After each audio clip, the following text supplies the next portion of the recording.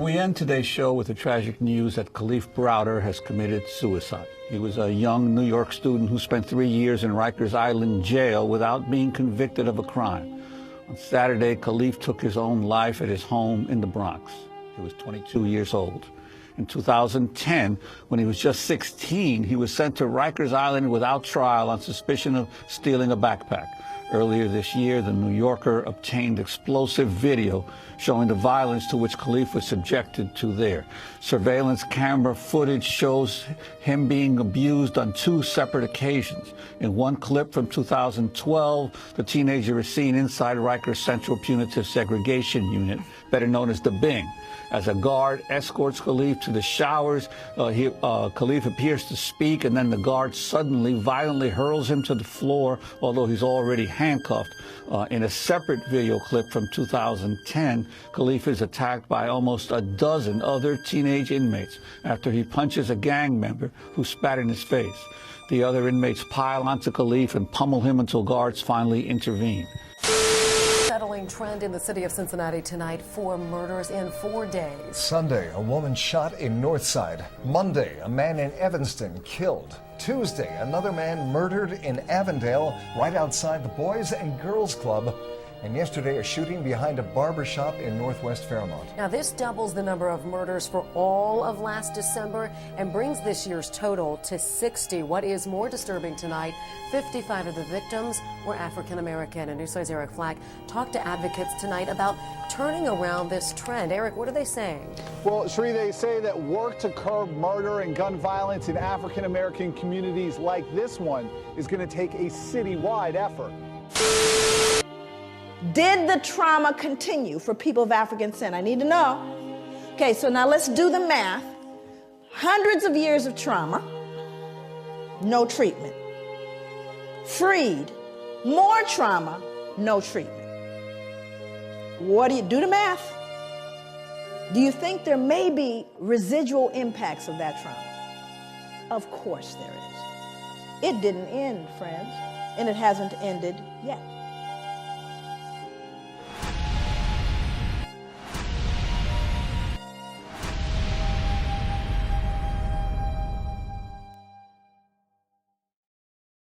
Y'all know, tomorrow is daylight savings time, where the clock goes forward an hour. Can we get that? Wait. You brothers be in a circle. Where's the scripture that talks about daylight saving time? Just raise your hand. Don't yell nothing out. One brother knows. 2. Let me hear this young man right here. You. Zebulon, what tribe you from? Yeah, you. Benjamin. Okay, wow. Benjamin. Okay, you fooled me? All right, give him the mic. Let me hear. Benjamin last time. Shalom leadership. Shalom. Daniel 7:25. Very good. Absolutely. Can we read that real quick? Who's reading for me? Leon. Daniel 7:25. This is where you want to go regarding daylight savings time. Springtime, the clock goes ahead an hour, and fall, it goes back an hour. Spring forward an hour, fall back 1 hour. Come on. Daniel chapter 7, verse 25. And he shall speak great words against the Most High. The he is Babylon the Great. The he is the so-called white man. Go ahead. And shall wear out the saints of the Most High, and think to change times and laws. Now he wore us out in slavery. He changed our identity, our culture, our heritage, took it all from us, and gave us a new identity, culture, and heritage. Then it said, and think to change times and laws. So daylight savings time falls into that, as well as New Year's Eve. In case y'all didn't know, the new moon for this month began the new year. Are y'all aware of that? So this is the real new year, when the spring begins. So read on.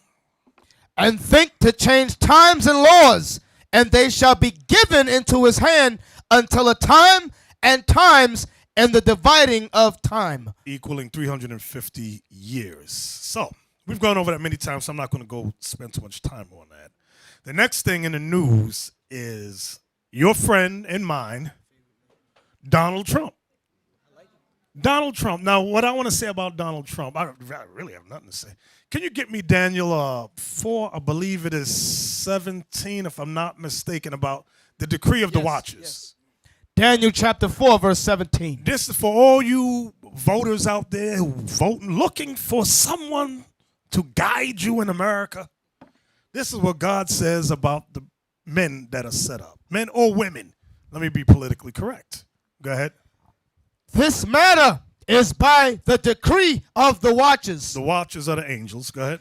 And the demand by the word of the holy ones, to the intent that the living may know that the Most High ruleth in the kingdom of men, and giveth it to whomsoever he will. So God gives it to whomsoever he wills. Go ahead. And setteth up over it the basest of men. The lowest men on earth are set up as rulers. Y'all hear that?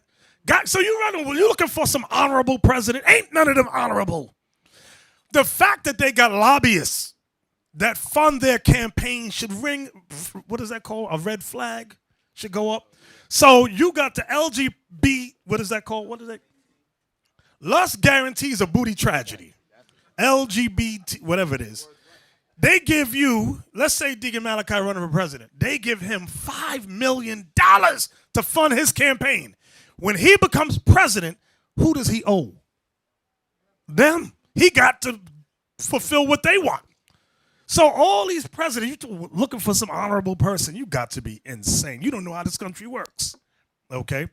Now, you may say, well, Donald Trump, he's rich. He doesn't have any lobbyists. That's one of his slogans. He does what he wants. Yeah, okay. Do you think they're going to let a madman destroy what they spent? They raped, robbed, and murdered everything here. You think they're going to let some little crazy rich man destroy what they built? No, they're not. Can you give me Daniel 2:40? Wait, before you get that, give me the CNN news clip about his, right here, here you go. This has been playing all day, all yesterday about Trump protesters versus supporters. Let's play that. Let's take a look.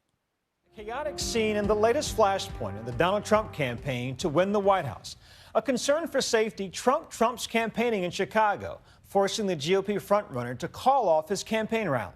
What the tough-talking billionaire is saying about it. Here's ABC's David Wright. Tonight in Chicago, a college campus suddenly erupted. Police and protesters doing battle because political tensions have reached a boiling point. It all started inside the University of Illinois Pavilion, where 10,000 or so people had gathered to see Donald Trump, not all of them Trump supporters. Then an abrupt announcement. For the safety of all the tens of thousands of people that have gathered in and around the arena, tonight's rally will be postponed until another day. Thank you very much for your attendance, and please go in peace. Instead, all hell broke loose.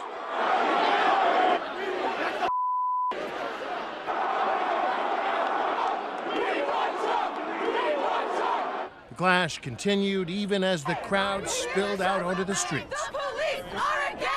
Tonight, Trump on MSNBC blamed it on people angry at Washington. We have a country that's so divided that maybe even you don't understand. I've never seen anything like it. Then he told CNN he's only seen love at his rallies. Nobody's been hurt at our rallies. The tension between Trump lovers and Trump haters has been building for weeks. Get out of here. Out. In Fayetteville, North Carolina this week, a demonstrator being escorted out of a rally got sucker punched by a 78-year-old man. John McGraw told Inside Edition he'd be tempted to throw more than an elbow. The next time we see him, we might have to kill him. He's now charged with assault and battery, but initially the crowd did nothing to stop him.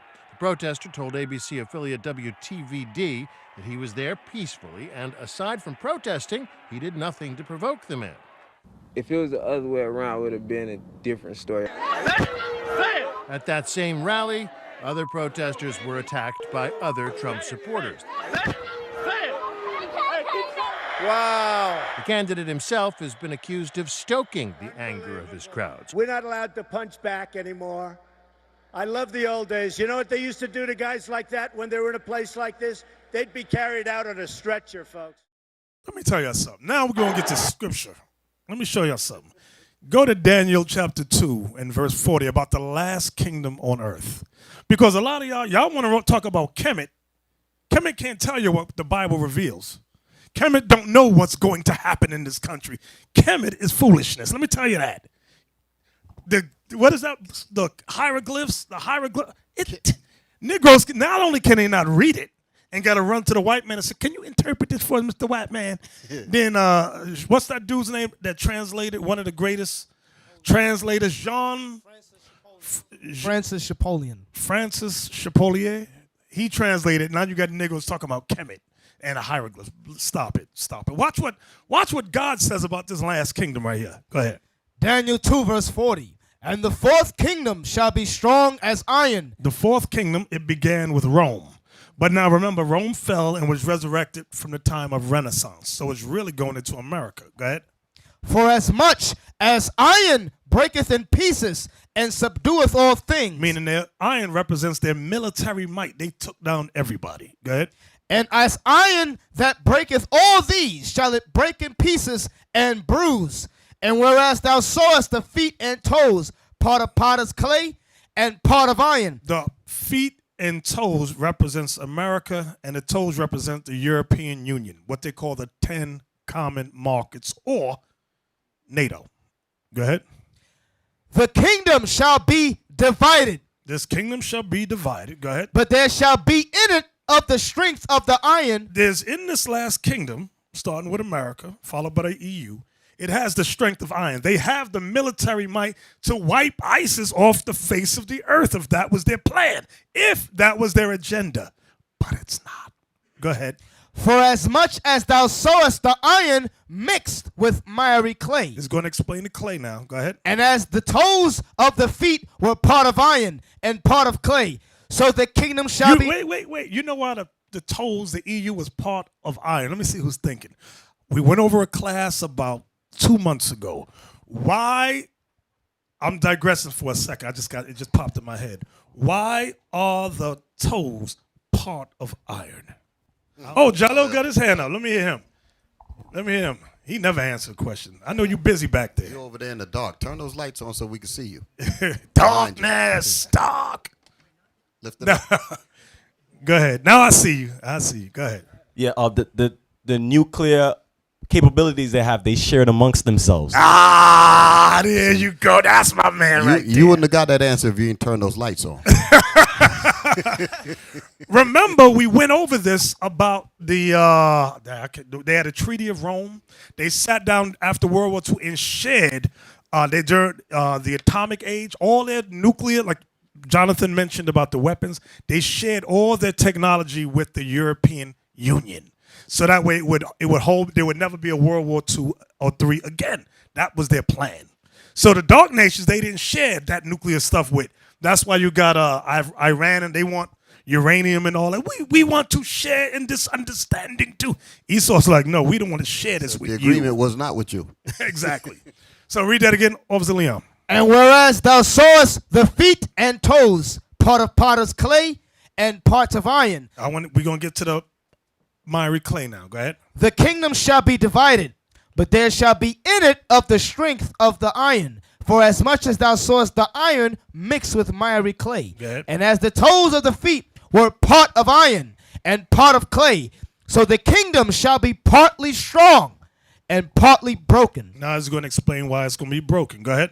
And whereas thou sawest iron mixed with miry clay, here it comes. They shall mingle themselves with the seed of men. They shall mingle themselves with the seed of men, meaning all nations coming together. Go ahead.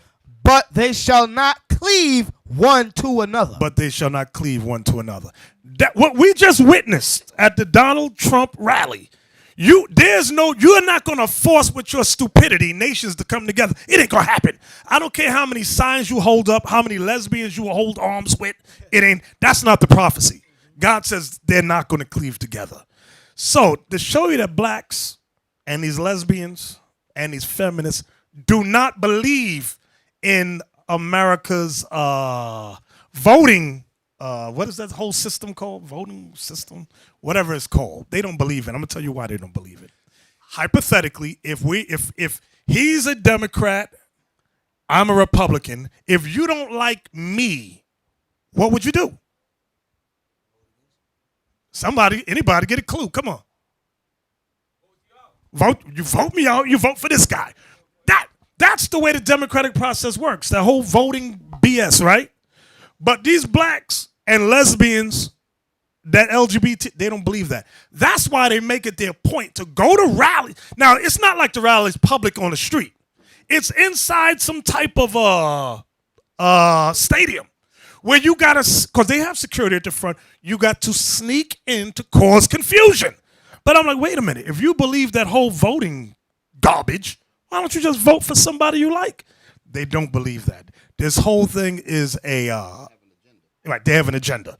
They have an agenda, and it's garbage. Can you give me that Lamentations 4:17, please?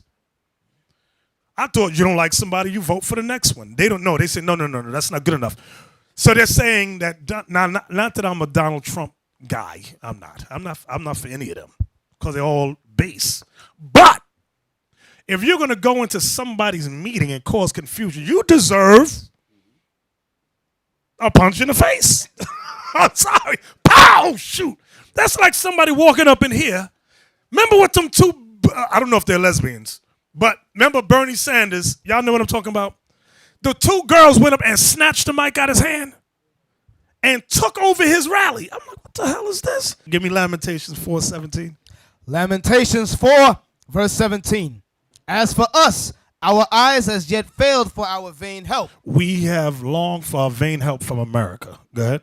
In our watching, we have watched for a nation that could not save us. You hear what the Bible says? The Bible says this place can't save us, but we keep hope alive. And we keep getting the short end of the stick. We must turn our sights towards the heavens, towards the one true God, and follow his word. So, let me say this to everyone. Power to the chosen people. Power to the chosen people. That's right. I got that from Molly. I heard the brother sing a song. I said, oh, that's good. That's good right there. Because we are the chosen people. Can we look? I'm going to go over a topic today. It's going to be somewhat controversial. Some of you may relate to it. Those of you who can't, you will in time. It's called suicide, homicide, and genocide. Those are the three things that plague black and Latinos. Suicide, homicide, and genocide. So, I want to look up the definition of suicide first, so if we can look that up. I want to look that up. Suicide and how it affects blacks and Latinos. Now, we're going to read about some statistics. Suicide is the act of intentionally causing one's own death. Risk factors include mental illness such as depression, bipolar disorder, schizophrenia, personality disorders, alcoholism, or drug abuse. Others are impulsive acts due to stress, such as from financial difficulties, troubles with relationships,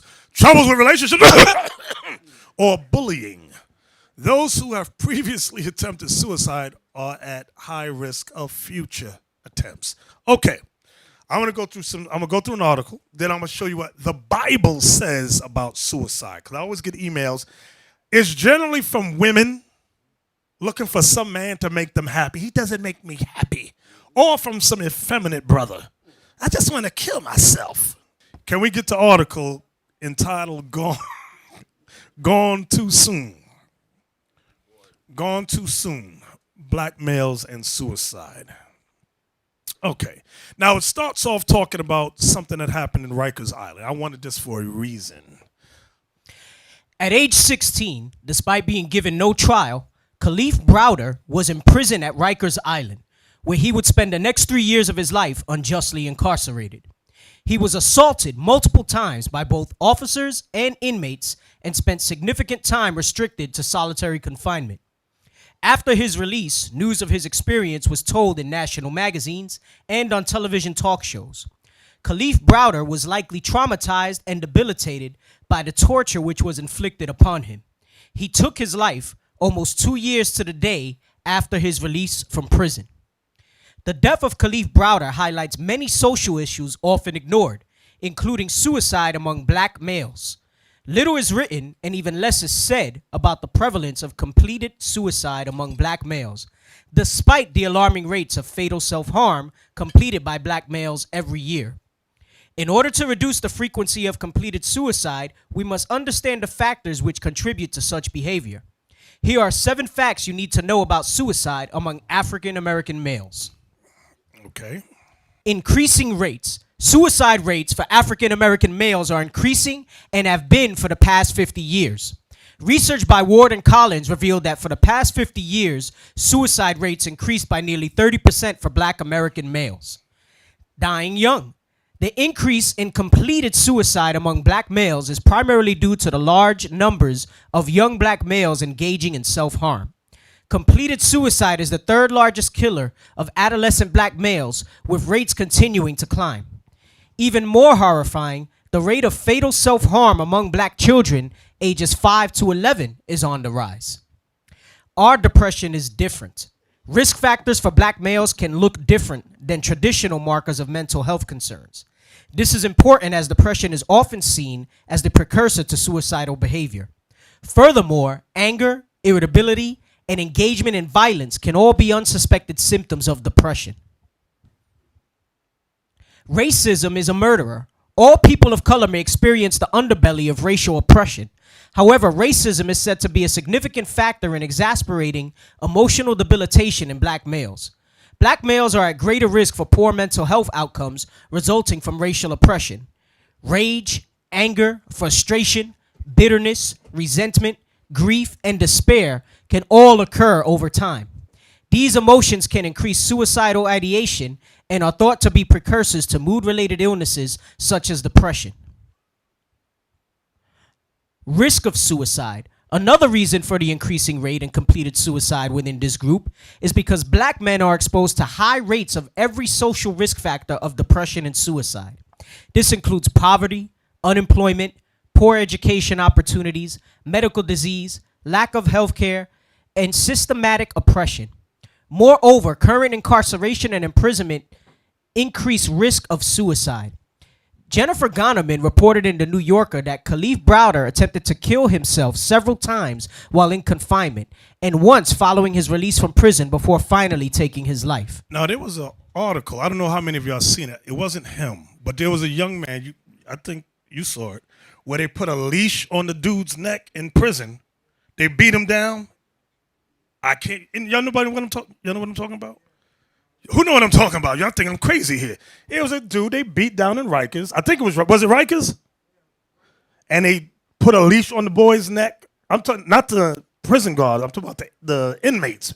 Beat the hell out of him. He woke up, he had a leash on his neck, and they took a photo. How they get the cell phone, I don't know, but they took a photo of him. And I think it was in a Huffington Post, I believe it was. All right, let's go back. Did we finish this? Okay. Is that the last one? No one understands? No one understands. Despite climbing rates and mental health concerns fueled by increases in fatal self-harm. Furthermore, these individuals are more likely to be misdiagnosed or disproportionately pathologized when seeking treatment. Some have mentioned that current criteria of depression and anxiety do not match the culturally nuanced manner in which mental health affects Black males. In my experience as a clinical psychologist, I have found that men are less likely to report frequent crying or sadness and more often report feeling stressed, angry, or irritable. And y'all all know men don't like to go in the corner and cry. We don't like to express our emotions the way women wear their emotions on a sleeve. Men generally don't do that. And we tell our sons, don't do that. So this is one of the reasons why young Black and Latin men commit suicide. Where were you at, Captain Joshua? Okay. Right there from the failure. The failure of mental health practitioners to accurately diagnose depression no doubt contributes to reluctance among these individuals to seek treatment. There is hope.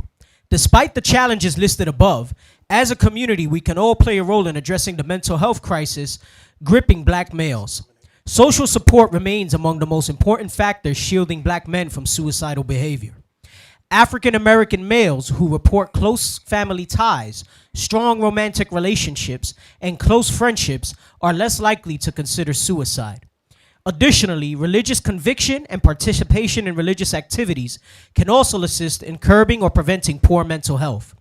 Reaching out and being responsive attentive, and present for the black males in your life may provide assistance. Now, I want y'all see that part where it says religious conviction and That's what I was looking at. participation in religious activities can also assist in curbing or preventing poor mental health. You brothers are the first line for our people on the street. You never know who you're going to come across or what problems they are battling with. There have been many times where we have come across sisters who have been raped and or molested by family members, and a brother just happened to be going over Leviticus 18, and that comes out. Brothers that deal with other types of things, like brothers who have been touched by that uncle. Y'all know what I'm talking about. And a lot of times men don't want to acknowledge certain things, but as you as the teacher, listen good to what I'm saying, as you as the teacher, to use the word of the Most High, not to condemn and destroy, but to do what, brothers? Uplift and build. That's what your job is. Where we at? You were reading something, right? Did we finish reading it? I think there was a few more sentences. So the name of this article is Gone Too Soon, Black Males and Suicide. So this is the last part we had to read? Yeah, I think so. Go ahead. Additionally, religious conviction and participation in religious activities can also assist in curbing or preventing poor mental health. Reaching out and being responsive, attentive, and present for the black males in your life may provide assistance. Most importantly, no one has to be alone in helping friends and loved ones through difficult times. If you are someone you know is struggling, recommending they seek mental health treatment might inspire him to seek treatment. Such feedback can be a lifesaver. Okay, so now that was it on that article, right? All right. So many times people want to send you to some health professional. Now, we don't recommend you doing that because many of these health professionals have their own mental crises that they're going through. I'm going to go to the book of Tobit. Let's go to Tobit chapter 3. Start at 7. It mentions her name there. Verse 7. It came to pass the same day that in Ecbatane, a city of Media, Sarah, the daughter of Raguel, was also reproached by her father's maids. So they were mocking her. Go ahead. Because that she had been married to 7 husbands, whom Asmodeus, the evil spirit, had killed before they had lain with her. Dost thou not know? Meaning before the men, the husbands had lain with her. Go ahead.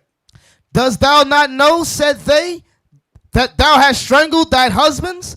Thou hast had already 7 husbands, neither was thou named after any of them. So she was never able to take on the family name. Go ahead.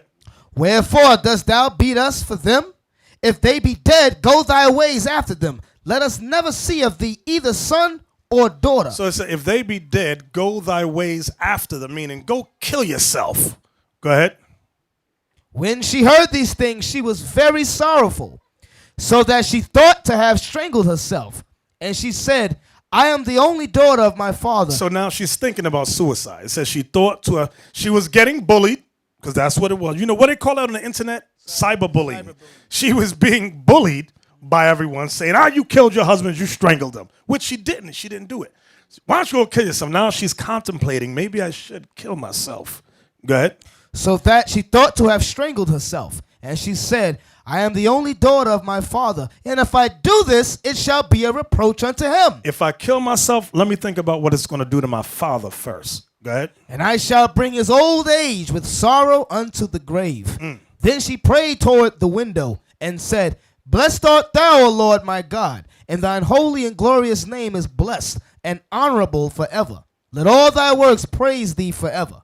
And now, O Lord, I set mine eyes and my face toward thee, and say, Take me out of the earth, that I may hear no more of the reproach. O Lord, kill me. That's what she said. Go ahead.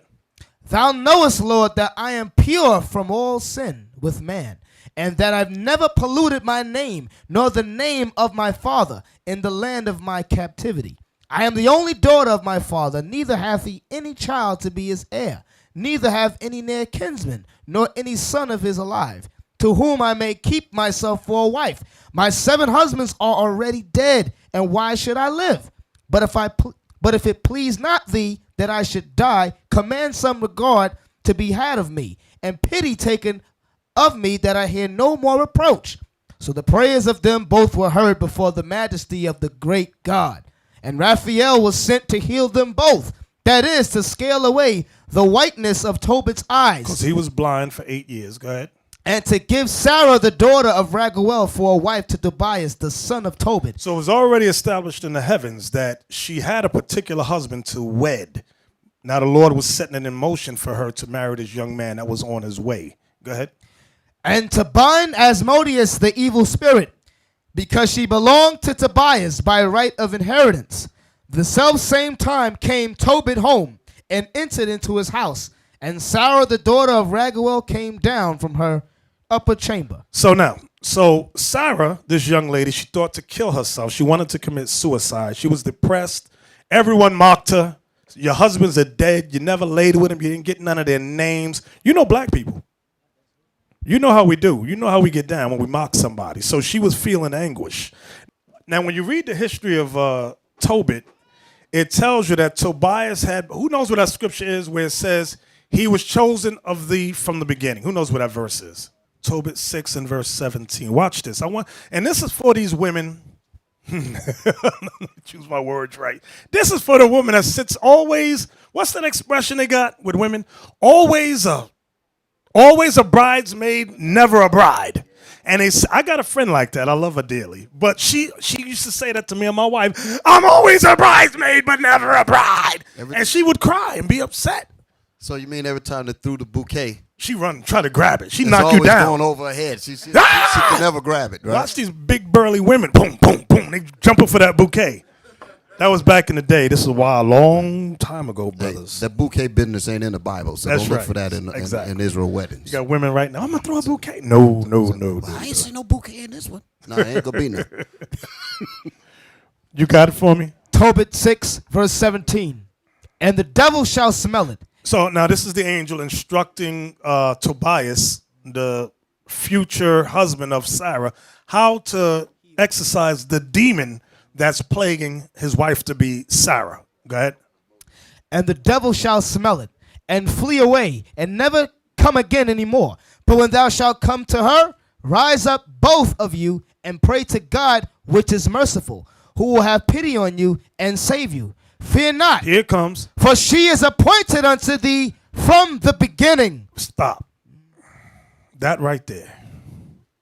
She is appointed unto thee from the beginning. So a lot of times, those men that wanted to marry her, those were not for her. Those 7 dudes that the demon put to death, those were not for her. She had a particular husband that God had ordained for him from way back. Now, this might be too deep for y'all. I know most of us in here think like Negroes and Latinos. You can't imagine that God has a particular spouse for you. No, that's too much. Because you've been going through, some sisters have gone through husbands like Skittles. Bishop was on the road, man. Not all of them, but some of them. Y'all see how fast people eat Skittles? So you gotta cut it out, man. You gotta slow down. Skittles. All right, I'm sorry. Let me go back. Let's go to 2 Maccabees chapter 14. Yeah, this is a Twix moment. 2 Maccabees chapter 14 and verse 37. This is another type of suicide that we read about in the Bible. Now, this one here, it may seem somewhat humorous, but it is understandable because it was at a time of war. Come on. 2 Maccabees 14, verse 37. Now was there accused unto Nicanor one Razus. Nicanor was an Edomite general, a demon. This dude was wicked as hell. Razus was a ruler of the Jews. Go ahead. One of the elders of Jerusalem, a lover of his countrymen, and a man of very good report, who for his kindness was called a father of the Jews. Mm-hmm. For in the former times, when they mingled not themselves with the Gentiles, he had been accused of Judaism, and did boldly jeopard his body and life with all vehemency for the religion of the Jews. So you notice where it says he had been accused of Judaism. Remember, we had laws to keep ourselves separate from the Gentiles. But when Antiochus Epiphanes made the decree that we all be one people, we were all supposed to come together. Razus was like, no, I'm not doing that. We're going to keep these laws and stay amongst ourselves. So the people, the Gentiles, was accusing him of Judaism. Go ahead. So Nicanor, willing to declare the hate that he bare unto the Jews, sent above 500 men of war to take him. For he thought by taking him to do the Jews much hurt. That's that smite the shepherd and the sheep shall scatter. That's the same point of view. They always had that. That dude seems like the leader. Take him out. We'll hurt the Jews immensely. Go ahead. Now when the multitude would have taken the tower and violently broken into the outer door and bade that fire should be brought to burn it, he being ready to be taken on every side, fell upon his sword. So he fell upon his sword. He got the sword and he stabbed himself. You'll never take me alive. One of those type of things. So Razus stabbed himself. Go ahead. Now that's called something else in Japanese culture. Is that Harry Carey, if I'm not mistaken? Harakiri, where they stab themselves and they do the cut. So Razus did that type of thing. Sepulchre? Okay. Go ahead. Choosing rather to die manfully than to come into the hands of the wicked, to be abused otherwise than beseemed his noble birth. Right. Stop. You see what it says? Than to be abused otherwise. Let me tell you how wicked these people are. They would maim you and march you around. Like, remember, how many of y'all saw the movie, not 5 Heartbeats? What's the one where the Edomite? Braveheart. Y'all saw Braveheart? Remember they had tortured him and they said they wanted him to say something on behalf of the king. And then he yelled out freedom, if I'm not mistaken, if that was the last word. Right. Then they cut his head off. But they were torturing him first. And this is what, and you read about that in the book of Kings, because Saul said they would do that. Remember, David went to get Saul's body back because the Philistines was stabbing the body, making mockery, and marching it around as a trophy. So Razus said, well, they're not going to take me like that. I'm going to kill myself. Because it was 500 men against him. 500 to 1. Go ahead. Choosing rather to die manfully than to come into the hands of the wicked, to be abused, otherwise then beseemed his noble birth. But missing his stroke through haste. He missed his stroke, meaning he missed a vital organ. He missed it. Go ahead. The multitude also rushing within the doors, he ran boldly up to the wall and cast himself down manfully among the thickest of them. But they quickly giving back and a space being made, he fell down into the midst of the void place. Nevertheless. Now that's some heavy stuff right there. That's some terrible stuff. So they bust through, he stabs himself. I pictured the whole They scene. bust through the door. Right. He ain't dead. He looks out the window. He sees a group of Edomites down there. He says, I'm going to jump on top of all of them. He jumps out the window. They see him coming. They all move out the way. He goes, plop, right on the ground. Dang. Now let's see what happens after that. Go ahead. Nevertheless, while there was yet breath within him, being inflamed with anger, he rose up, and though his blood gushed out like spouts of water, and his wounds were grievous, yet he ran through the midst of the throng, and standing upon a steep rock, when as his blood was now quite gone, he plucked out his bowels, and taking them in both his hands, he cast them upon the throng, and calling upon the Lord of life and spirit to restore him those again. You got to imagine what this is a bloody scene. He's taking out his own guts and throwing them on an Edomite, saying, Lord's going to restore all this to me. Just take, you know how long your intestines is? Like, I believe it's 28 feet, if I ain't mistaken. It's long. He's just taking this stuff and throwing it on Edomites. They ain't going to put this in a movie. No. Go ahead. He cast them upon the throng, and calling upon the Lord of life and spirit to restore him those again, he thus died. So the brother finally died after that. So that was another type of suicide. Next one is 2 Samuel chapter 17, which we read a few weeks ago. 2 Samuel chapter 17. Start at 22. 2 Samuel 17, verse 22. Then David arose, and all the people that were with him, and they passed over Jordan by the morning light, that there lacked not one of them that was not gone over Jordan. All right, let me fill in the space for the history. Y'all got to read this. King David and his mighty men and the people that followed David are in the wilderness. They're on the run from David's son, Absalom, right? It's Absalom. Absalom has a military to overtake and kill his father so that he could sit on the throne. So, Absalom has a counselor, which is, his name is Ahithophel, which was a counselor for David. But David also had another man, I believe his name is, bear with me, not Hussein. Who knows his name? The other counselor. Hushai, thank you, Hushai. David said to Hushai, listen, go to my son Absalom and give him another counsel other than what Ahithophel said. When you read this chapter, it tells you that when Ahithophel spake, it was like the angel of God came and spoke, because this dude was a smart brother. He could figure things. You know how you play chess? You always got that one dude that know what you're about to do 5 steps in advance. He was that type of brother. He knew strategy, Ahithophel. But the Lord had the spirit on, what's his name? Hushai. So Ahithophel says to Absalom, you know your father's in the wilderness. He's weak now. You can take him. Send your soldiers. Your father will be with the people, which he was. He said, and you can kill all of them. Now, which was the right counsel? Because David was tired as hell. But Hushai, what's his name? Hushai, thank you, came and said to Absalom, no. He said, you know your father is a mighty man.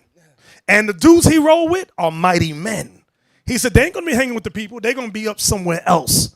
And if you try and attack them, they're going to be like a mother trying to protect her cubs.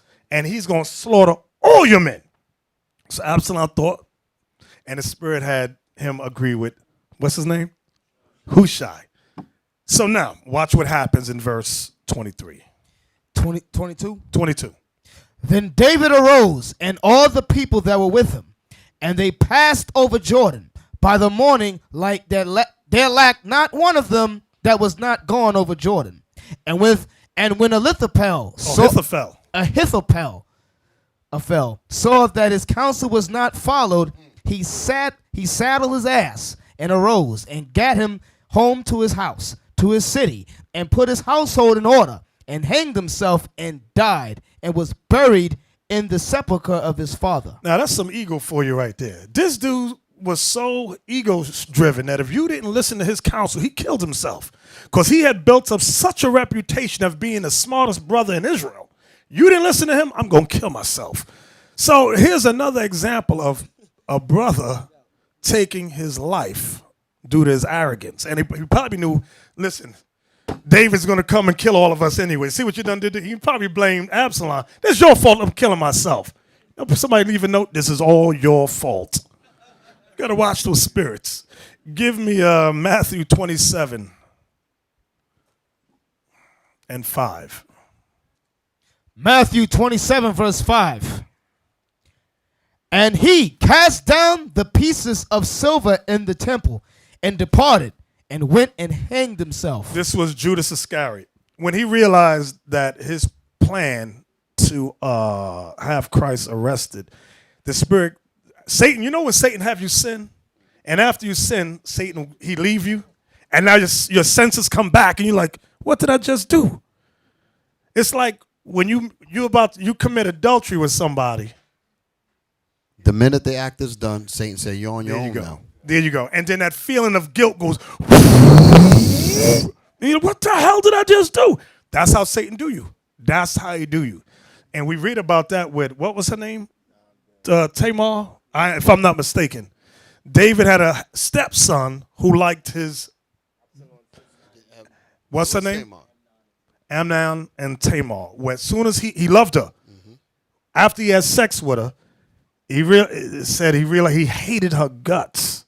But that's what happened. Your senses come back to you, and you realize what you did was wrong. So that's what happened with Judas Iscariot. And he killed himself. So now, let's go to the book of Sirach, chapter 30. This is what the scriptures say, because I know not a lot of you, but a lot of us, I'll say that. I'll word it like that so nobody feels like I'm pointing the finger at them. That we feel like there's no way out in this captivity. Nothing goes our way in life. Sirach 30. Let's start at verse 21. Sirach 30, verse 21. Give not over thy mind to heaviness. Give not over your mind to heaviness, meaning depression. Don't give your mind to depression. Go ahead. And afflict not thyself in thine own counsel. And don't afflict yourself in your own counsel. You know how them thoughts come in? You ain't, and it's the devil. You ain't SH. You ain't never going to be SH. Why don't you just kill yourself?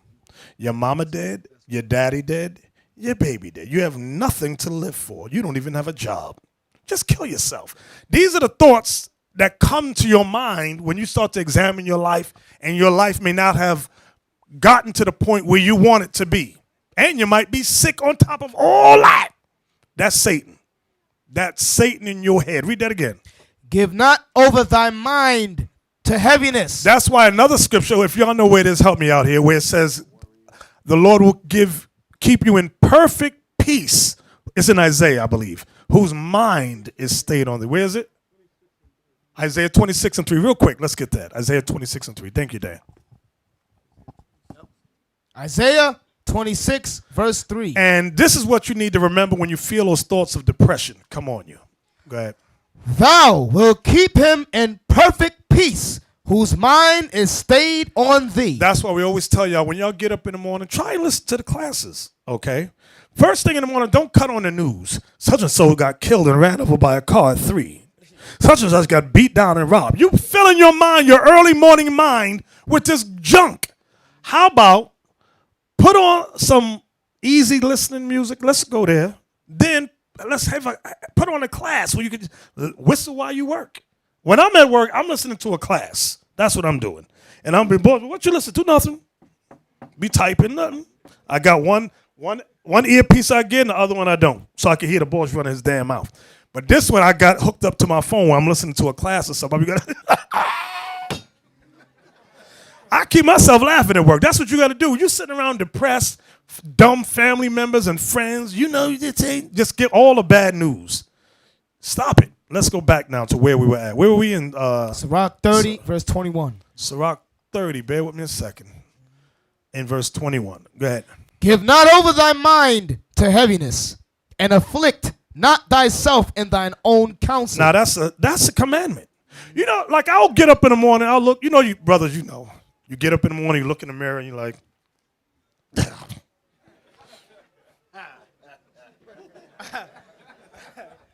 you ain't built the way you used to be when you was 25 years old. You know when you had that rippling stomach? You young guys, y'all don't know what I'm talking about. Because you already got a flat stomach. Those of us that's older, you know what I'm talking about, right, Joakim? I know you know what I'm talking about. There you go. Where's Zakai? Zakai, you know what I'm talking about in the back? I know you know what I'm talking about. Don't worry, y'all going to lose it I all. know you know what I'm talking about. Yeah, I know. You might not know, really. Not yet, almost, but. I used to be like them. So, did we finish that? That was verse 21. Read that on. 22. The gladness of the heart is the life of man. The gladness. What verse you at? 22. 20. Sirach 30, verse 22. Okay. The gladness of the heart is the life of man. The gladness of the heart is the life of man. That's why, y'all remember this movie that Robin Williams did? Something, he was a surgeon. Thank you, Patch Adams, where he would work, was it a cancer? Was a cancer place with kids? It was, thank you.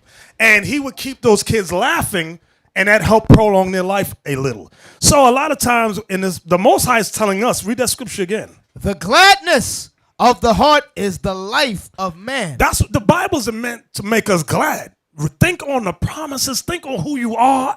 We are the chosen race, if you didn't know it. These things are supposed to keep us happy, not sad and depressed. Look what happened on channel. Remember when Princess Diane was killed, and there was a Negro on the ground crying like he was helping her pay rent or something. She ain't do nothing for him, but he was, oh, God, Jesus. Our people is crazy. Our people is saying, what did she ever do for him? Nothing. He just all emotional because she died.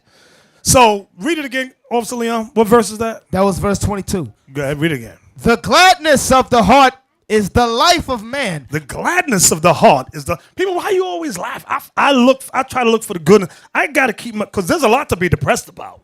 There's a lot, but I need to find some. I like good brothers around me that like to laugh. We talk about good things and strategy we want to do in the scriptures. I like that. The history. When we talk about history, we be all excited. We don't got time for, oh, when this happened. You ever go home and you from a hard day at work and your wife go, this bill need to be paid and you got to pay this over here and you got to do it. And you, oh, God, shut up. Give me that scripture about the woman. Give me the scripture in Ecclesiastes 25:1. Ecclesiasticus 25, verse 20. As the climbing up a sandy way is to the feet of the aged, so is a wife full of words to a quiet man. Sisters, sometimes we like quiet. You know how hard it is for an old man to climb up a sandbank? It's hard for him. He ain't 25 no more. So God compares that hard task with a talkative woman. And she ain't talking about nothing joyful. She's depressing the man. Watch verse 23 now. Verse 23. A wicked woman abateth the courage. She takes your courage, brothers. Go ahead. Maketh an heavy countenance. A heavy countenance means a depressed mind. Go ahead. And a wounded heart. Mm-hmm. A woman that will not comfort her husband in distress maketh weak hands and feeble knees. Now there's a movie called Pursuit of Happiness. If you young men don't know what I'm talking about, look at the movie with Will Smith called Pursuit of Happiness. The brother, Will Smith, and it's a true story, he would get up 5 a.m. to sell these, what was they? Were they x-ray machines? Yeah. Heart monitors, something like that. And he wasn't making no money. Nobody was buying. The wife was cursed every morning. You're going out again, trying to sell that stuff, just nagging the man. Then finally, she just left the dude, left the brother, and depressed, messed up the family. They got in a fight about the son. Very true story. And the man, what happened at the end? Remember, he got the job. What's his name? Chris Gardner. Chris Gardner. True story. He's what? Multi-millionaire now. Tag. She must suck eggs now. She mad. Tag, I had her. I let him get away. Yeah, she depressed the man. He had to sleep in the bathroom with his son. It was sad. But that's what we're read about here, which goes with what we read about. What verse was that back in chapter 30, verse 22. The gladness of the heart is the life of man, and the joyfulness of a man prolongeth his days. The joyfulness of a man. Sisters, y'all can't shout them brothers. We like to have a good time. First Esdras chapter 4, verse 29. First Esdras chapter 4. Okay. Yet did I see him and Apame, the king's concubine, the daughter of the admirable Bardicus, sitting at the right hand of the king, and taking the crown from the king's head. So this woman, who the king loved, he wanted her, she took the crown off his head. How disrespectful is that? Let's see what he does. And setting it upon her own head. She took the king's crown and put it on her own. Y'all know how disrespectful that is? And it wasn't in secret and quiet. It was in front of a host of people. That's how Zerubbabel was able to talk about it. Go ahead. She also struck the king with her left hand. And let me see. Some of y'all. Some of y'all get hooked with women that like to hit. You ever met women that like to hit? You know what I'm talking about. I hate that. I don't like to be hit. Don't smack me. I don't smack you. Don't smack me. I don't like that. But some of y'all, because you want the punani, you let her smack you. And this is what we're reading about right here. Read that part again. She also struck the king with her left hand. And yet for all this, the king gaped and gazed upon her. He just gaped and gazed upon her beauty. Go ahead. With the left hand. Didn't even smack her with the right one, the left hand. That's like a little added more disrespect. More disrespect, the left. Go ahead. With open mouth. If she laughed upon him, he laughed also. See that? If she laughed, then he laughed. He wanted to do whatever he had to do to keep her happy. Go ahead. But if she took any displeasure at him, the king was fain to flatter. He would flatter her. Go ahead. That she might be reconciled to him again. Just to win her back into his good graces. Was that it? That's it. So that's showing you, Zerubbabel was showing you the way, the power women have over men. And how men will do whatever they got to do to please that woman. Now let's go back to where we was at originally. Sirach 30, verse 23. Love thine own soul. Now, this is for all you depressed souls up in here. The Bible says, love thine own soul. Go ahead. And comfort thy heart. Remove sorrow far from thee. Remove sorrow far from thee. Go ahead. Remove sorrow far from thee, for sorrow hath killed many, and there is no profit therein. So God is telling you what sorrow does. Depression will kill you. You let your, that's why when it comes, even with death, I try not to sorrow too much. Somebody in my family died. Like when my mother died, I let my son I said, you got 5 minutes to cry. 5 minutes, go. And that was at the funeral home because I'm meditating on this, okay? Because you let yourself cry, especially if the person is not worthy. That sorrow will take hold of you and destroy your spirit, destroy your soul. Don't fall apart in sorrow over nothing. Read the whole verse again. That verse is heavy. Love thine own soul and comfort thy heart.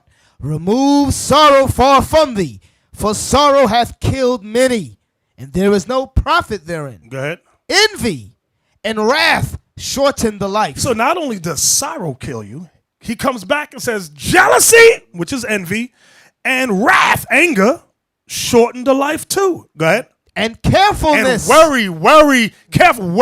I'm worrying about this. I'm worried about that. You know, women do that a lot. They worry about everything under the sun. Men, we will wait to the last minute. And we'll have a good time waiting. But not them. Oh, we got to do this and we got to do that. But that's next month. Yeah, but we got to get prepared for it now. And they're all stressed out. Now the hair's falling out. They're gaining weight. They always got a Twix moment. Eat. I don't know. I'm just gaining weight now. And life is not good. Why is Jesus doing this to me? Babe, you're doing that to yourself. You're doing it to yourself. Stop it. Go ahead. Envy and wrath shorten the life, and carefulness. And that envy shorten the life goes back to, I think you was talking about keeping up with the Joneses. Yeah. She looking out the window, looking what her girlfriend Susanna got. Oh, look at the car she got. But you got a jalopy. Oh, look at those new shoes she got. Meanwhile, you got run over shoes. Look at the school their kids go to. Their kids go to private school. Yours go to public school. You on the bus. So she's always, I'm not saying no man does it, but most men, we tend not to do that. Women do. They compare themselves with every other woman around them, and that spirit of envy comes in. Read verse 24 again. Envy and wrath shorten the life, and carefulness bringeth age before the time. That's why some women be 30 years old, look 65. They just worry. It brings age. That's why they're always in the mirror with the creams. Oh, I got to make myself look younger. Why? 25. Go ahead. A cheerful and good heart will have a care of his meat and diet. You might ask yourself, what does that verse have to do with what we read above? It has everything to do with it. What do most women do when they get sad, depressed, envious, or angry? Eat. Now, let's go to 2 Esdras chapter 7. 2 Esdras chapter 7 and verse 6. Watch this. The book of 2 Esdras chapter 7 and verse 6. Now the question is, is it okay if I kill myself? And just because I'm sad, just because I'm depressed, is that okay with God? The answer is no. This is going to explain why here. 2 Esdras 7 and 6. There is also another thing. A city is builded and set upon a broad field and is full of all good things. The entrance thereof is narrow and is set in a dangerous place to fall, like as if there were a fire on the right hand and on the left a deep water. So the angel is explaining to Esdras. He said, this is how the Israelite life is. Imagine a kingdom, the kingdom of heaven set on a hill. And in order to get there, there's a narrow path so that only one person could walk at a time. One side is water, one side is fire. Go ahead. And one only path between them both, even between the fire and the water, so small that there could but one man go there at once. If this city now were given unto a man for an inheritance. This is the kingdom of heaven given as an inheritance for the Israelites. That's what he's talking about. Go ahead. If he never shall pass the danger set before it, how shall he receive this inheritance? There's your answer right there. If you in your mind, you are so depressed, so sorrowful, you say to yourself, I'm just going to kill myself. I can't go through that trouble, because the fire and water represents the trouble in your life. If you say to yourself, I'm not going through that, then you're not going to get the kingdom. That's what the angel is saying to him. Read on. And I said, it is so, Lord. Then said he unto me, even so also is Israel's portion. That is Israel's portion. Being in captivity, we have to endure whatever trials and tribulations come across us. Go ahead. Because for their sakes I made the world. So the world was not made for everybody. The world was only made for the Israelites' sake. Go ahead. And when Adam transgressed my statutes, then was decreed that now is done. Then were the entrances of this world made narrow, full of sorrow and travail. Y'all see that? This world was made narrow, full of sorrow. So we're all going to have sorrow in our life. Don't think you're going to escape sorrow. The remedy, the recipe, or the formula to overcome it, we've read. Joyfulness, gladness of the heart, meditating upon the word. That's how you overcome it. Then were the entrances of this world made narrow, full of sorrow and travail. There are but few and evil, full of perils and very painful. For the entrances of the elder world were wide and sure, and brought immortal fruit. Going back to the history of Adam and Eve. Back then, we had to do very little to inherit immortality. But because of Adam's sin, God said, nope, I'm going to make it troublesome for his seed, which is the Israelites, to inherit the kingdom. Go ahead. If then they that live labor not to enter these straight and vain things. If then they that live labor not to enter these straight, meaning narrow or difficult, go ahead. And vain things, they can never receive those that are laid up for them. That's the answer right there. So if you are so depressed, you say, you know what, I'm just going to kill myself. He says you're not going to get the kingdom. That's what he's saying. Meaning because you're going to keep coming back. You ain't going to escape that. You will come back. And by the end, if this dude, all he do is kill himself.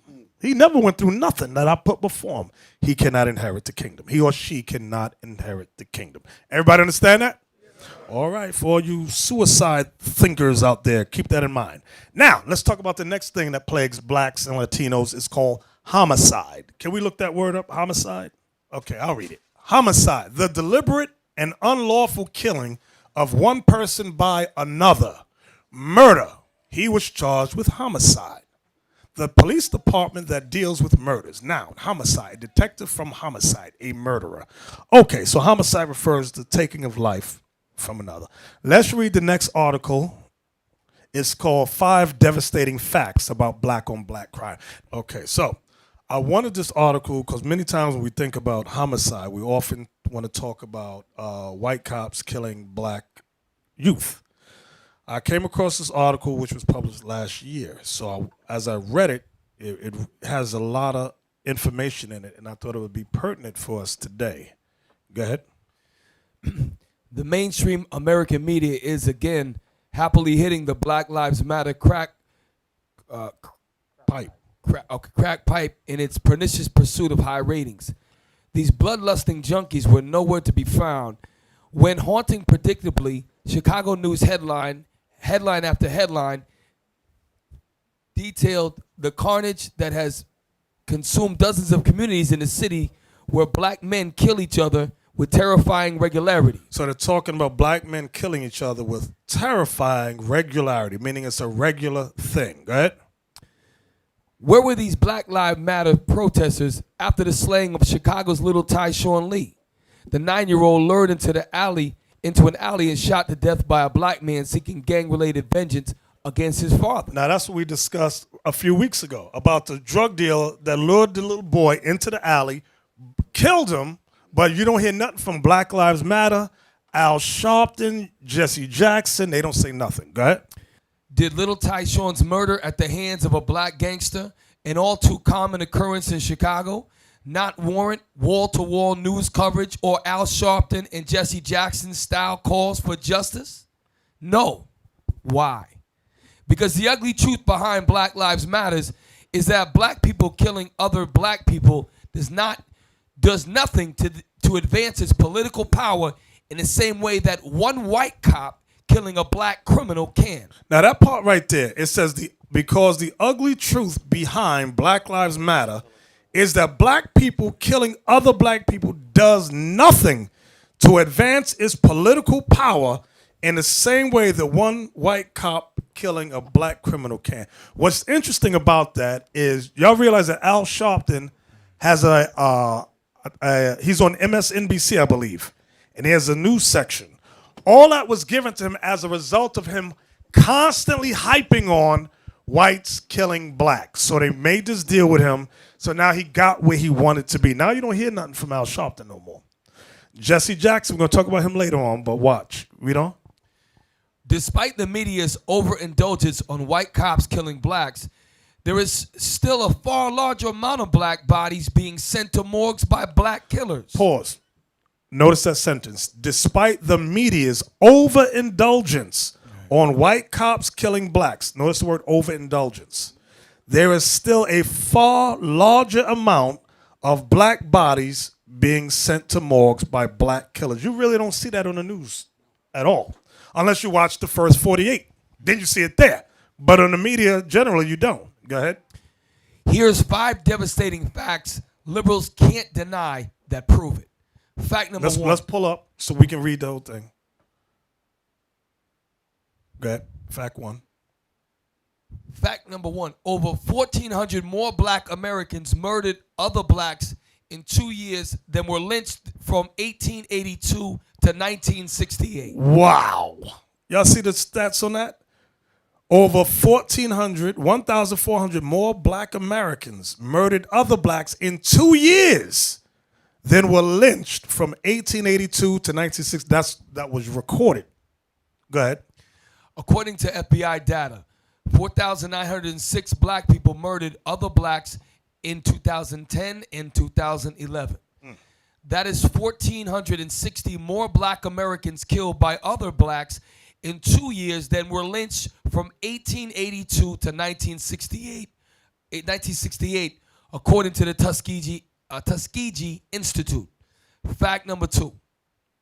Black people, mostly men, commit a grossly disproportionate amount of crime.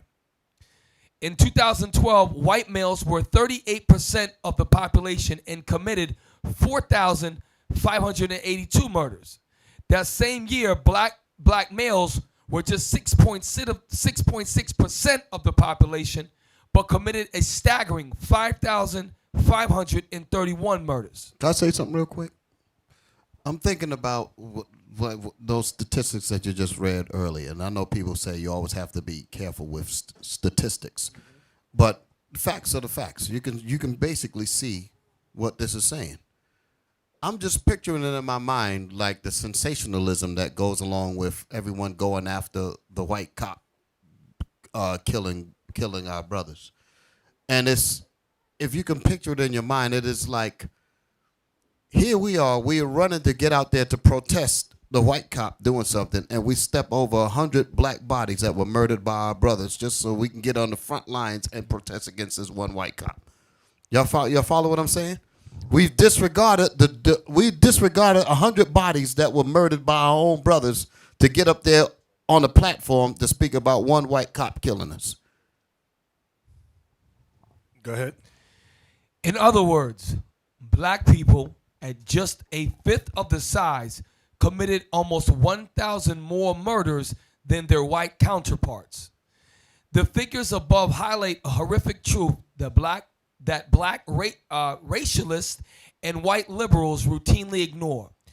Law-breaking black Americans, young black males particularly, put themselves in close proximity to mostly white male police officers at a rate sometimes 5 to 10 times higher than whites.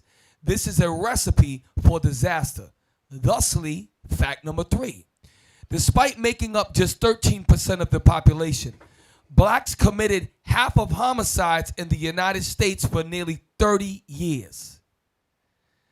Department of Justice statistics show, DOJ, Department of Justice statistics show that between 1980 and 2008, black people committed 52% of homicides. In 2013, black criminals committed 38% of the murders. Whites accounted for just 31%. There are 5 times fewer black people than white people in America, and yet they consistently carry out a larger share of the crimes. Given this rate, it's no wonder that there aren't more assistances where cops kill black criminals.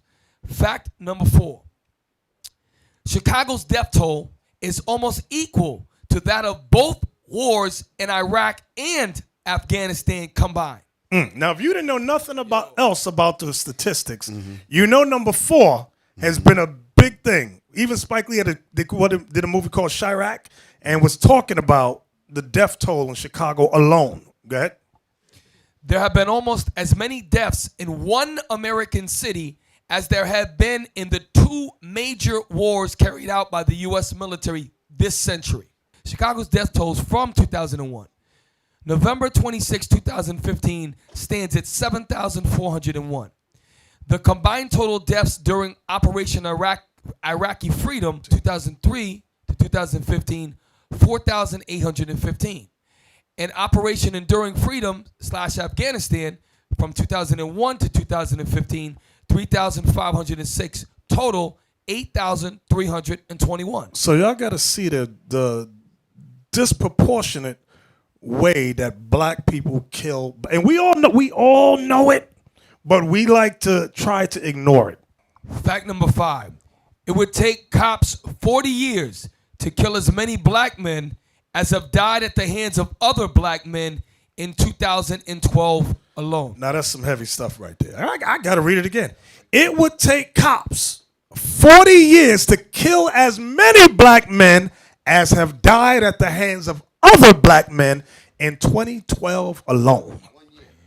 In 1 year. It'll take 40 years of police killing our brothers to equal the amount of death that we cause each other in 1 year. So he's saying from now, go back from 2015, go back 40 years with cops killing blacks, it would equal 1 year of what blacks did to each other in 2012 alone. So again, why is it that the 1 year, all of the murder that happened in 1 year, how come none of that makes the news? That's the point. And the reason why is because we give an excuse to ourselves by saying, well, it's because we're mentally crazy, we're disproportionately this, we make excuses for the killing of each other.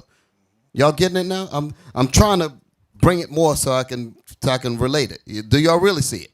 Yes, sir. Okay. Can I add something to what he said, Bishop? Y'all got to look at the excuses they give. They say it's because of the single-parent households. The mothers are raising the kids by themselves. They don't have no education. They can't find no jobs. Thank you. They don't have. And then look at the solutions they bring to the table. It's always open a community center. Throw more money at the problem when it's a morality issue. Our people have no morals. The only thing that's going to fix the issue is thou shalt not kill. The laws of God is what's going to fix the issue. But when you look at the people that they're putting to be the spokesman, it's always open a community center, open more basketball grounds. Oh, the kids are cooped up in the house, they hot, they need to go outside and play. That's not the issue. You got demons that you want to put in an arena where you spend your money. It's a waste of money, first of all. I would not create more parks. Okay? What you need to do is what we're doing. We're instilling morality. Our people have no morals. They're undisciplined.